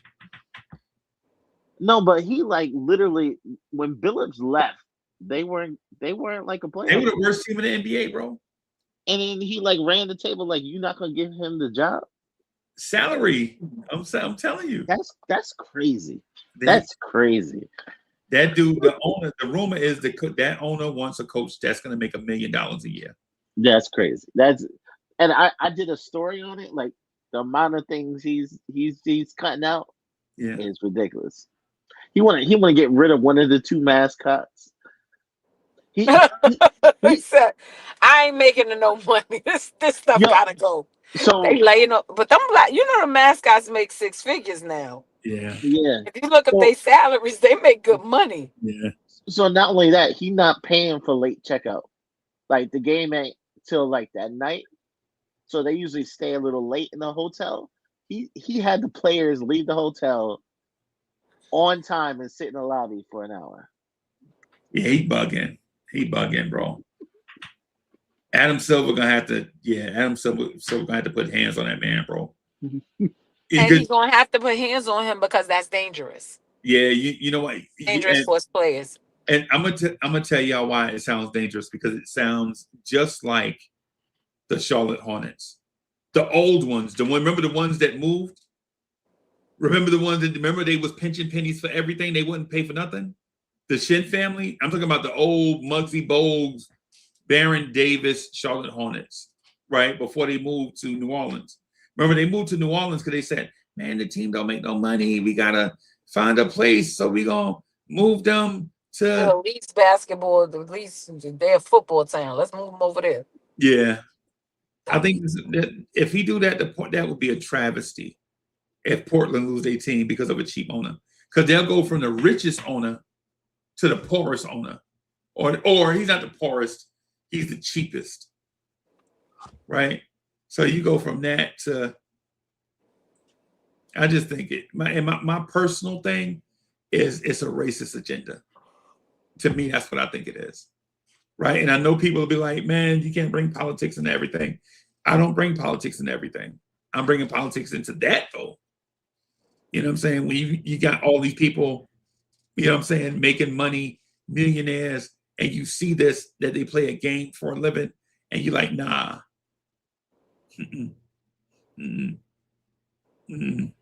No, we ain't doing that. No, y'all ain't gonna get some extra sleep for what? Because you tired. Go to the lobby. That sound like to me like racism is what it sounds like to me. But it may not be. It may be, it may not be. Maybe I'm wrong. Maybe I'll meet the guy one day and maybe he'll explain to me what it is. But until then, that's what I think it is. Right? Just flexing because you can. Anytime you see people flexing because they can, you know, there's some elements of some other stuff that go along with it. So, y'all got anything else before we wrap? Nope. You know, it's me. As always, please, everybody be safe. See y'all in the next stream. Yeah. Fritz, when you coming on live again, bro? Man, I kind of have I think I'm gonna do a Daryl Morey show tomorrow. I'm trying to avoid because KOT is having a show tomorrow. Trying to avoid everybody else's show to do it at the same time. But yeah, I'm gonna do a Daryl Morey show, and I'll probably set up a couple of shows this week. Okay. Mm-hmm. Lee, what's good, bro? You still there? Nope. All right, everybody. Thank y'all for coming through, hanging out with us, and rocking the spot for like 3 hours and some change. I appreciate everybody, man, for Replay Gang. Thank y'all for watching this whenever y'all are watching this. For all the new people that are watching this, man, thank y'all for watching. Hope y'all enjoyed yourselves. Subscribe to the channel, hit the like button, and let's go Knicks.